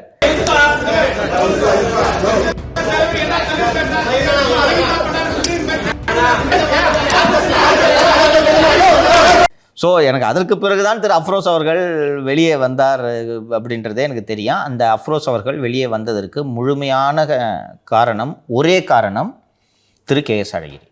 அவர் பர்சனலாக இதை எடுத்துக்கிட்டு அவர் தலையிட்டதன் காரணமாக தான் இது வெளியே வந்திருக்கு. இந்த ரவுடி பயலுக்கு போலீஸோட உதவி வேண்டுமல்லவா? அதனால் இந்த ரவுடி ஏதோ சொல்கிறாருல, என்ன திட்டுறாங்கப்பா போலீஸு, திட்டின்னு போட்டோம் கட்சிக்காரன், அவனை வெளில எடுனா என்ன திட்டுறாங்கப்பா. உங்களுக்கு அப்போ போலீஸோட நற்பெயர் தான் முக்கியமாக இருக்குது. அப்படி பார்த்தா நம்ம வீட்டில் சாக்கடை ஊற்றுனது கூட தான் திட்டினாங்க போலீஸ். ஏமா சும்மா போயிட்டு வானா, போயிட்டு வீட்டெல்லாம் உடச்சிட்டு வந்துட்டேன் அப்படின்னு. அதனால் இந்த சம்பவத்தையும் இந்த நிகழ்ச்சியில் பதிவு செய்யும். சரவணன் அவர்கள் தான் உண்மையான காங்கிரஸ் கட்சி. ஆமாம், மட்டும் ஃபோன் பண்ணி கேட்குறாங்க, அண்ணா பேசுங்கண்ணான்னு சொல்லிட்டு கேட்குறாரு. நீ செஞ்சுருக்கணும்ல, குண்டாஸ் போகிற வரைக்கும் கம்முன்னு தானே இருந்த, உன்னை மீறி போட்டுருவார் அருண், அப்போ நீ பேசவே இல்லை. நிச்சயமாக சொல்கிறேன், செல்வப்பிரந்தகிட்ட சொல்லிட்டு தான் அருண் குண்டாஸ் போட்டிருக்காரு. இது ஐயப்பன் ஒரு இடத்துல சொல்லியிருக்காரு, வெளியில் செல்வப்பிரந்திட்ட இன்ஃபார்ம் பண்ணிட்டாருன்னு. நீ போடு, நான் பார்த்துக்கிறேன்ட்டு இருக்கார் செல்வப்பிரந்து. சரி சார், இன்றைய அரசியல் அரட்டையில் பல நிகழ்வுகளை பற்றி பேசினோம். தொடர்ந்து நாளையும் பேசுவோம் சார். நன்றி சார். நன்றி.